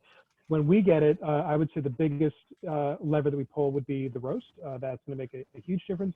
And then from there, the conching temperature, that's going to be a little bit less. And then from there, the temperature that we conch at is a little bit less. The timing of the sugar. These things they start getting smaller and smaller and smaller. Whereas, if you add the sugar between 1 hour after you load the beans or 16 hours after, it's going to make a little bit of a difference, but not nearly what roasting would do, not nearly what fermentation or drying will do. So hopefully that answers your question. Yeah, but you're saying so the bean itself doesn't necessarily impart a flavor. Well, they are different. They are. What I mean by that is that the unique flavors that you get from each bean it's a combination, right? So it's the genetics of the trees, We have not seen soil really make, it's not like you can say, well, these trees are growing underneath banana trees, so therefore it's going to have a banana note. Like, not really. I haven't seen that. I have seen people do experiments in the ferment boxes where they will actually add champagne yeast or vinegar mother or even banana sugar, and that will actually give a slight taste to the bean. Glenn, if you remember, Camino Verde, I think, did that years ago. They were experimenting with all these different types of sugars. Yeah, it was interesting. It worked. But yeah, I would say, you know, genetics and fermentation are probably the biggest factors. But and Glenn can tell you this for sure, you can have the exact same beans, the exact same ferment, head it to 10 different chocolate makers, you get 10 completely different bars. In many cases, you would never know that it was the exact same bean. It's actually pretty amazing. There's a chocolate maker in San Francisco, Dandelion, that I think does a really interesting job. They tend to roast a little bit lighter than we do, and so you might get some more floral notes or grassy notes. They're a little bit greener. And then there's, who is it out of Hawaii? Picture his face. Manoa. Dylan's company. Yeah, so Manoa tends to do a heavier roast, which lends itself to like really, really chocolatey notes, but not every bean wants to be roasted that heavily.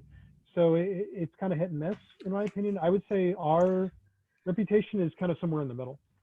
What's up? Yeah, the reason I bring it up is, excuse me. Oh yeah, sure. I have the dandelion chocolate, and during the winter months they did a combo from their Tokyo store, and so I've been, and I can definitely taste the difference. That's why I was sort of asking. So everybody finds their what you like, your aesthetic, right? Sort of what if you're doing it toward your palate. Is that what you find true, Glenn, with the different chocolate makers then? Yeah, they all have their own different interpretation. And just like, you know, David was talking about the notes from like Manoa, for example. I've been just, this week was on Instagram, there's one chocolate blogger who does this whole theme every week, and she's doing it through the alphabet. And so this week was H. And so I've had this Hawaii bar from David for probably, I guess, a couple of months to like last year sometime. This was like a limited batch. But when I did like a 4-bar tasting on Monday, and Tuesday I wrote up my notes and did a post, and, you know, eating this bar was like you think about like the fudgy notes in the Ghana bar, but this took me back to like, you know, as a kid, you get those like those chocolate ice pops, the fudge-sicle pops. And I swear, like, I'm literally having some now, and that's all I'm picturing is just me enjoying that like as a kid. And so like, it's still like those fudgy notes that you come through it, but it's like everybody has their own spin on it. So no matter what you get, you could have, like you said, like a dozen different makers, same origin, same different variables, but there's other million variables that are tweaked along the way that make it funny, very unique. With that specific bar, the Mauna Kea, what's really interesting is that, so I don't know if anyone really knows the history behind cacao in Hawaii, but cacao is not native to Hawaii, like at all. It was actually brought as a gift from the king of Guatemala to the king of Hawaii back in 1839. So there was no cacao at all. So it's actually Guatemalan cacao. Now the crazy thing is that if you fast forward a little bit to the early 1900s, the United Fruit Company went all throughout Central and South America and tore out all the cacao that was growing naturally in these regions and started planting this really bad cacao. It's called Matina, and it's everywhere.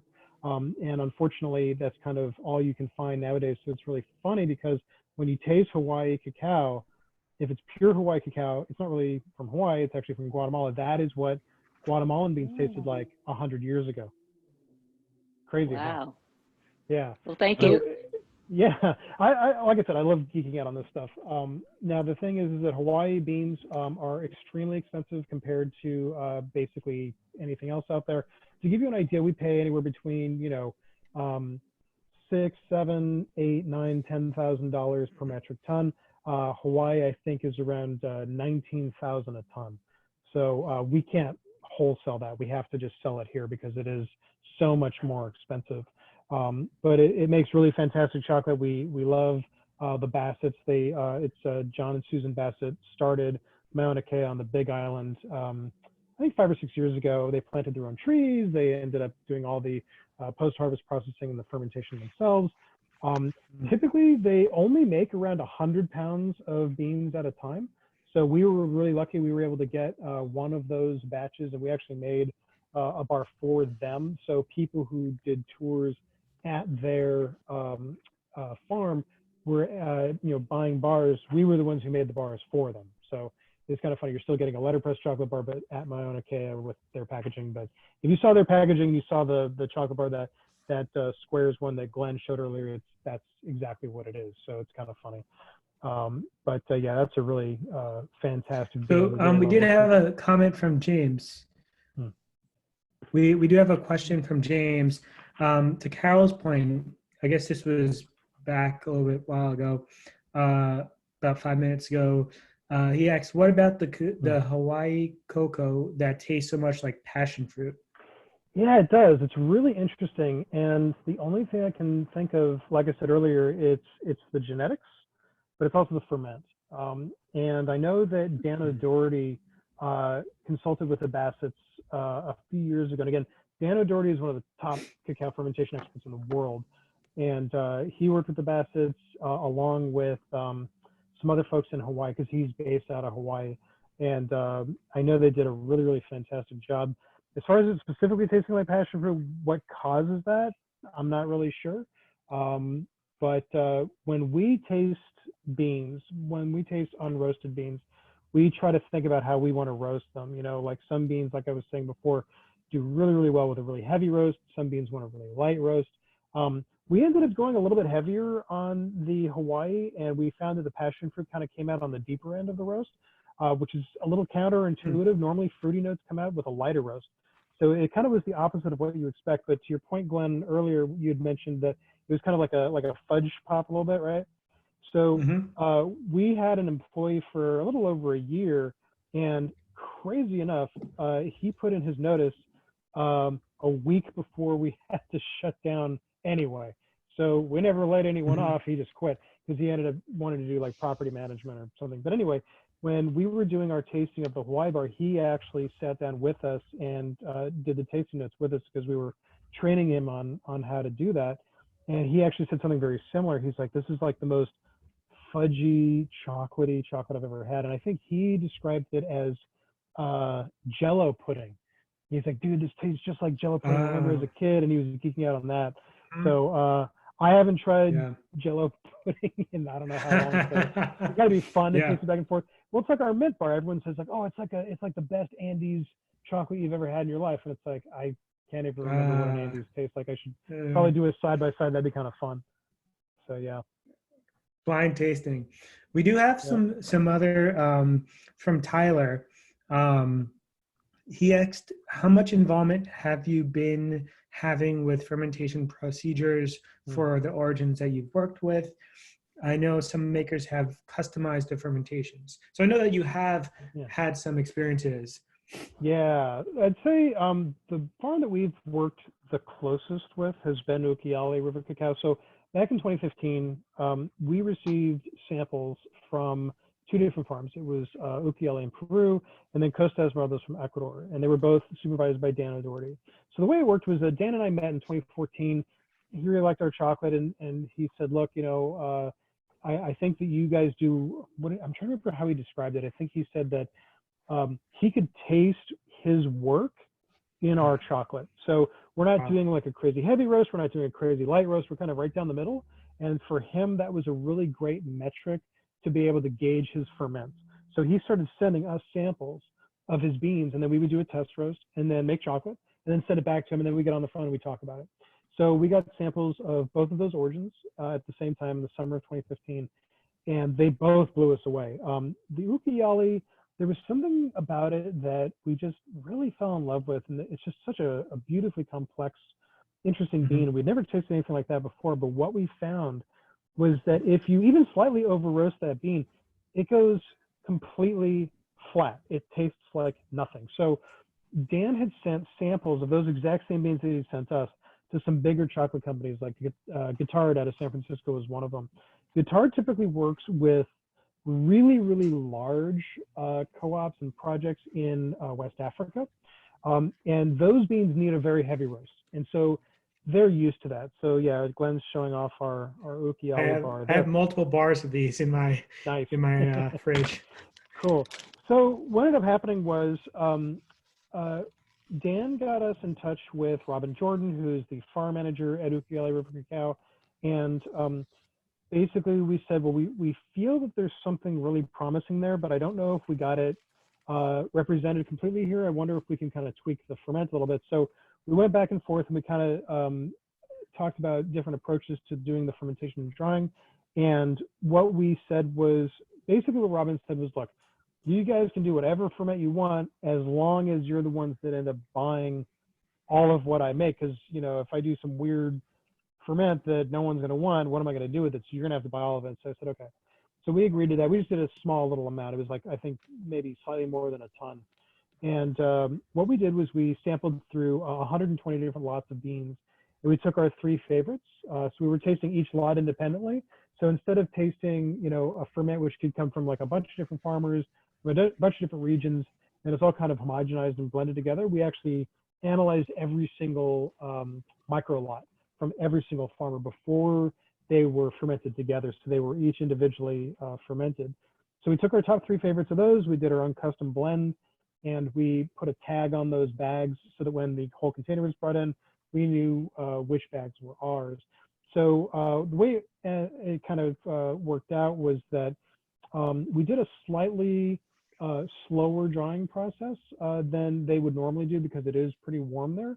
But we found that really brought out this beautiful caramel note when we did that. So we think that the caramel note specifically came out because of the drying process. So that, in my opinion, I'm pretty sure, Corey, that Ukiali is your favorite. Yeah, that's Corey's favorite bar. That's in my top 2 or 3 as far as the beans that we work with. Like I said, Tranquilidad and Hawaii have been really fantastic as well. But yeah, Ukiali is, we call it our private reserve because it is literally just our ferment. So that's the farm that we've been the most closely associated with. We've actually, it's funny, we sometimes kind of hit a little bit of a brick wall when we talk to some origins. We say, look, you know, we'd really love to be able to tweak the ferment or the drying this way or that way. And more than once I've been told, well, you're the only one that's ever complained about it, so I'm not going to change. So yeah. I can't really do much about that. All we can do is in cases like that, we've had origins over the years.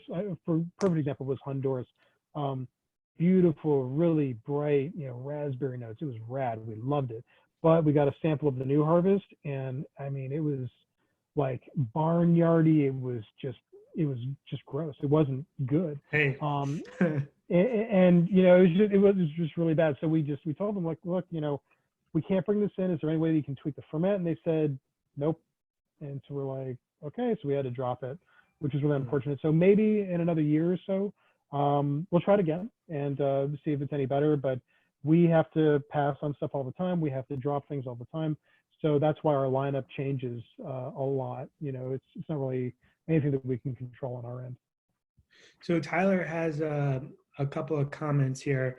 He says Ukiali is outside of maybe Bachelor's Hall is probably one of his favorites.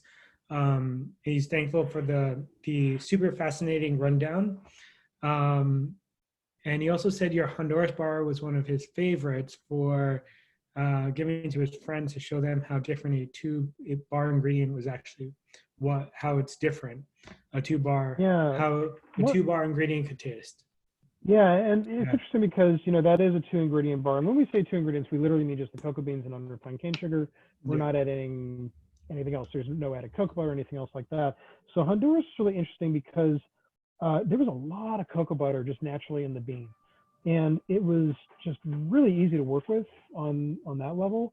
But when we got the new sample, the cocoa butter content was much lower. Now, there's a number of reasons that could be the case. One of them is the amount of rain that a tree receives throughout the year. If it's really, really rainy, and the tree doesn't get enough sun, we found that the cocoa butter content can be a lot lower. We found that when we used to work with Vietnam all the time. You get a summer harvest, it was like almost like water, and then you get like a winter harvest where it was like raining all the time, and it was like, I don't know, really, really low cocoa butter content. So for those who don't know, inside a cocoa bean itself, roughly 50% of the bean is cocoa butter.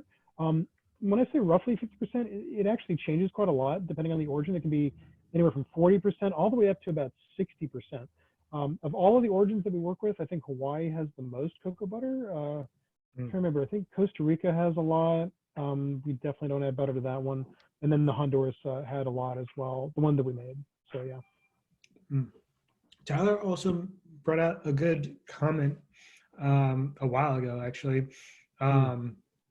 So Mirzam, who's a chocolate maker in Dubai, they have 2 bars, same beans, same roast, and they have 1 bar with coconut pulp added to the fermentation box. So he's just pointing out, like, yeah, I'm kind of intrigued. I kind of want to get those bars now. Yeah, so Tyler, let us know what that is, what those bars are. Yeah, that's really interesting. I do know that when you add things to the ferment box, that does affect the flavor. Now, the crazy thing is that one of the things that I love so much about La Red in the Dominican Republic, even though they're out of business, their ferment boxes were like, I don't know, 20 some odd years old, and they never cleaned those things out. But they just had this like beautiful kind of like amazing flavor to it. And I think it was because of those ferment boxes. Now, Dan and I have gotten into almost shouting matches. He is absolutely convinced that whatever's in the ferment box has nothing to do with the final flavor of the bar. I personally disagree with that. Again, you know, I've seen what's been done at Camino Verde, you know, when they add different types of banana sugars, things like that. That will obviously affect the flavors. So that's interesting that Mirzam does that. Yeah, I think for me, like moving forward, what I would really love to do is spend more time at origin and spend more time doing experimentation at the ferment stage, because you really can do some really interesting things that, you know, once we receive the beans here, we're kind of stuck with whatever we get, which is why we have to be as picky as we are when we get samples of beans, you know. So yeah, that would actually be something that I would love to do in the future. Like if we can kind of break away from production every day at some point. That's cool. And I'm just scrolling through my pictures on my phone because I know that at some point I went through like a whole bunch of, oh, you have them. Awesome. Yeah, these are the ones if you're curious, but let me cool. not to promote anyone else's bar. Letterpress is #1. But yeah. No, it's all good. It's all good. Wait, what was the name of it? I didn't catch it. So this is again? I don't really see a name. So I don't know if you can see them. It just says India. I don't really know the. Okay, so does it say Anamali or Anawali or anything like that on the back? Anamali. Yeah. So I don't. I'm just curious which farm that is. It doesn't say, and okay. The one that's the coconut from it is basically blank on the back, and at least at the San Francisco Festival, she didn't have any more of these, but. Yeah. That's really interesting. Yeah, definitely when you add things to the ferment boxes, that absolutely can change the flavor. Yeah. It's just I just mentioned it before when you were talking about the fermentation procedures, just to agree with the point you were making that it's for Carol or whoever was asking. Yeah, I was curious. When you taste them side by side, like what would you say is the biggest difference between the two? Well, I'd have to pull up my notes for it again. I don't remember offhand. Okay, no worries. But yeah, you can. They're quite different. Like and again, it's just cute because it's the same percentage and same beans and everything. So it's just for like, you know, for showing people differences about stuff. It's kind of cute. Just like, again, like your Honduras bar is great because it's like you pair that with basically anything, and it's like, oh yeah, I can. It's a raspberry bar versus something else, and it's really nice. Yeah, and it's funny because we actually made a raspberry tart bar. I remember it was several months ago, and it was kind of like a raspberry cinnamon bar, just kind of having fun with it a little bit for the holidays. And it's funny because I compared it with the Honduras bar because we had a little sample left, and the Honduras bar actually had a stronger raspberry note naturally than the raspberry bar that we made. So that told me that, okay, maybe I need to add a little bit more. But it's funny because people would say like, oh, that's too much. But it's like, you know, the beans naturally, you know, the Honduras beans just had that really, really strong raspberry note just naturally, which is really interesting. Yeah, I was trying to, David, I was trying to look up my old pictures of bars. I remember I had your La Red bar way back when. But I probably don't have that on my phone readily available. But yeah, those were the days. It's funny because I found a tiny little bit of it left somewhere. I have to find where it is, but yeah, I actually, it was like maybe like a month or so ago, I was digging through like, you know, our archives of tons of old chocolate, and I found a tiny little bit of La Red, and it's still, you know, I don't know if it's because I've been there, I met the people, they're friends of mine, they're really, really cool. I don't know what it was, but there's just something about that farm that just, to me, it's just one of the best beans we ever worked with, and it just broke my heart when they went out of business several years ago. And I'm glad that we were able to make, you know, the last bars anywhere in the world. It's funny because I found out probably in 2016 that there is a whole container of La Red sitting in storage in Utah. A whole container. And I was like, what? And I found out about that. I'm like, I gotta get a sample. And I like got in touch with this guy, and like it was really weird because he was like this like oil executive or something, and he had like this weird idea to like make not chocolate but like make like bags of nibs or something. So he just bought a container of La Red and just brought it into Utah and just had it sitting there. So I got a sample of it, and it was awful. It was so bad. I'm like, oh man, but it's like literally like 22 tons. And I don't know what they ended up doing with it. This was several years ago, but imagine how excited I was to like maybe have a container of La Red that I could draw from. So, yeah, when I worked at Indie Chocolate back in like 2017, early 2018, I remember, you know, we had like a bunch of sample bags that we were making into chocolate, and there were 2 bags, and I just came across this when I was doing my tally the other day. I forget let me just look up the harvests. I think it was La Red. I think it had to be maybe 2014, something like that. But the owner had like 2 different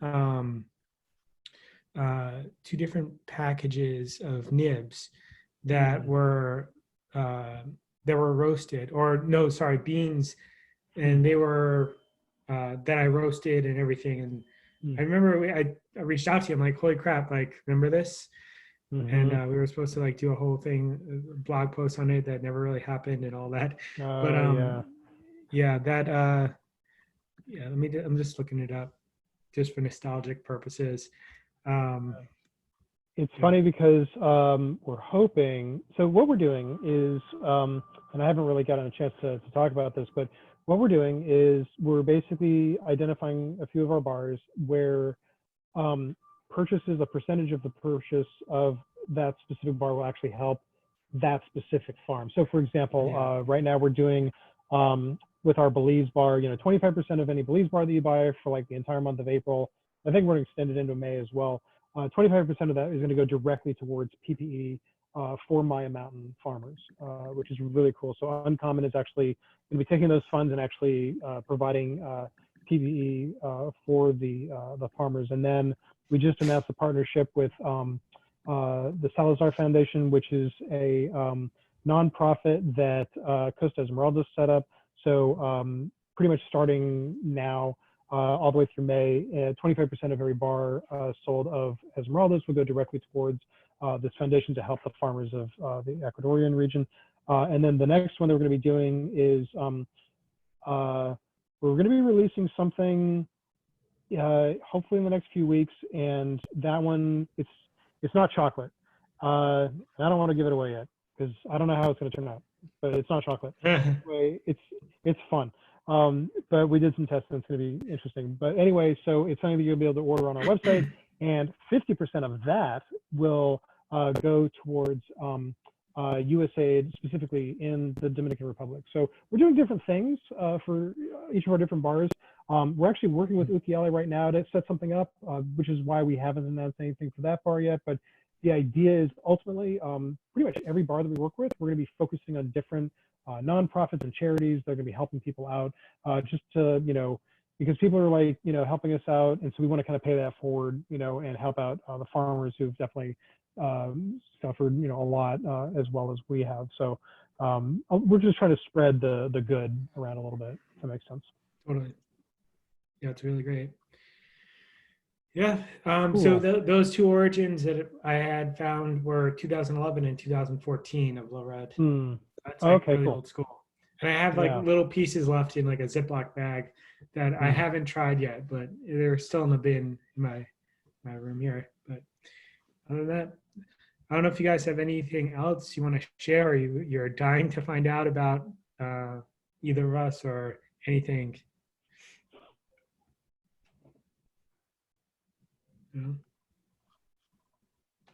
Can I see your chocolate fridge, Glenn? Oh, Are yeah. Are you not on a laptop? I am on a laptop. If you bear with me a second, I could move it around. We're good here. All right, we're gonna just do a little walk and talk here. I have bad lighting in my rooms, but here we'll do this. So this is the fridge here. There you go. Maybe go back further, I guess. I figure that out. There we go. I'm just letting you, this is Carol again. I just checked. New Air cannot sell wine coolers to California. Yeah, Oh, they don't meet our efficiency standards or something. Oh, is that it, Tyler? Oh, so yeah, do you have a? No, I've been looking to get a wine cooler for chocolate, so I've been in the market. Feels a little I don't remember which brand we owned. So this is most of what I have, and then I have another bin. So basically, I have like maybe like 25 to 50 bars from still of what I made back 2016. That's like aging, I guess, because I haven't really sold any. I actually one of my first major flops as a chocolate maker in my apartment in Hoboken was I was making I think it was like the last batch I was making for the big chocolate show back. I think it was like 2016 was like the first time they were doing it in New York City, and so I made like 6 different bars, 6 different origins, a couple of batches of each, and I was refining one of the Puerto Quito, Ecuador, and that Ecuadorian beans they have less fat than some of the other origins, and so I would always like keep an eye out on the refiners. I had 2 going at the same time, and at some point the tension piece popped, and chocolate was just spinning around my entire place in my kitchen. And this was like, I literally went to go lay down for like 10 minutes, and I still have the video. I still watch it every time, and I laugh now. But I finished making that batch, and it's been sitting in a hotel pan in a bin in my brother's wine room, or whatever, cold room in his basement. And still it's there. It's been like it's going to be 5 years maybe 4 years in September. So who knows? I may come out of retirement of making chocolate to put out a super aged Ecuador bar soon. Nice. Yeah, it's funny. I just found on our video, our wine fridge is at 2 minutes, 10 seconds on that video. I don't know if you can see the brands or not, but we just bought a used. We've kind of piecemealed together our company bit by bit over the years. So we typically haven't really bought a lot of new equipment. We typically end up buying a lot of used stuff, just because in the restaurant world, like, you go out and buy a stainless steel table, it could be like $200-300. You can buy one used for like $20-30, you know, so it's like, it's a stainless steel table. Who cares, right? It's fine. So we really haven't had a lot of experience buying like wine fridges. We just got ours used from a buddy of mine who was like a wine collector who actually was like outgrowing it. It was like a 200 bottle wine fridge, and I think he ended up like building a cellar in his basement or something. So it's like, hey, cool. So that worked out. And then yeah, I'm not sure about other brands. I think Amazon might have some stuff. I'm not sure. So yeah. Oh, that's what I've been tooling around looking. So while you guys have been talking. Yeah. Okay. Yeah. Well, I just was on Best Buy, and they actually listed New Air actually has some. I guess they have like a Frigidaire, a New Air 21 bottle. If they're selling it, I think it's California, but maybe not. I actually didn't see. I'd have to look to see if you could do it in California. It wasn't a big deal. It's just I was just curious. So. Yeah. Okay. Yeah. Do you know what the boxes are made? The ferment boxes are made out of? You know how much in wineries the oak cast that they use. They love the older ones, and it just depends what if they've been roasted, not roasted, or is it really what's on the inside over the multiple years of fermentation that's what's left behind that you think might affect the flavoring or the process? Yeah, great question. So going specifically back to Ukiali, there's a type of tree that grows near the Ukiali River. It's called Cedernio. It's literally just like a cedar tree. And so those are the types of trees they use to make the ferment boxes. Dan, when he went down there in 2015, he actually worked with Robin, built the fermentary, built the drying decks, all that fun stuff. And not only is that the cleanest fermentary that I've ever been to in my life. I mean, you could literally eat off a floor. It's insane how clean that place is. But also, I think we actually even put on our tasting notes for Ukiali, we get a very, very slight cedar finish on the chocolate itself. Is it on the tasting notes on your bar, Glenn? Yeah. So I do, again, I got into a big argument with Dan about this because he's like, there's absolutely no way that the ferment box has anything to do with the flavor. And I'm like, dude, I think it does. And he's like, no, you're wrong. So I'm not going to really argue with Dan because Dan is a, freaking genius, but anecdotally, we get a slight cedar note off of it. And I do know that they use Cedernio wood. So take that with a grain of salt, I guess. Yeah. That's all I can really say. Because like I said, I know if Dan saw this, he'd be like, no, that's totally wrong. Stop telling people that. So I'm like, all right. So, yeah. Yeah. Thanks. Cool. Yeah. Well, this was a lot of fun. Yeah. Totally geeking out. This is like the after show. Like they have like The Walking Dead and then like Talking Dead afterwards. This is like Talking Chocolate afterwards. Home edition. Nice. Totally. Yeah. Yeah, like I said, it kind of worked out because our AC's dead. Thankfully, Corey told me that the repair guy is here, so he's at least working on it. But it's like, cool. Like, I can't really do any production work right now anyway. So it's like, I can hang out and talk. Cool. Yeah. Awesome. All right, guys, I think we should call it a wrap for tonight. And, if you guys want to do this again, David and I we could talk and go through another, array of great bars to taste and all that and see what we can do. Yeah, so that's all I got. And thank you guys for sticking around and, sharing all the questions and all of your curiosity and all the fun things that you bring out from both David and I. But yeah, thank you. Yeah, thanks a lot, everyone. Really appreciate it. And thanks, Glenn, for setting this up. Yeah, thank you. Got it. Thank you. All right. All right, stay safe. Thanks. Yes. All right. You too, guys. All right, bye. All right, bye. Bye.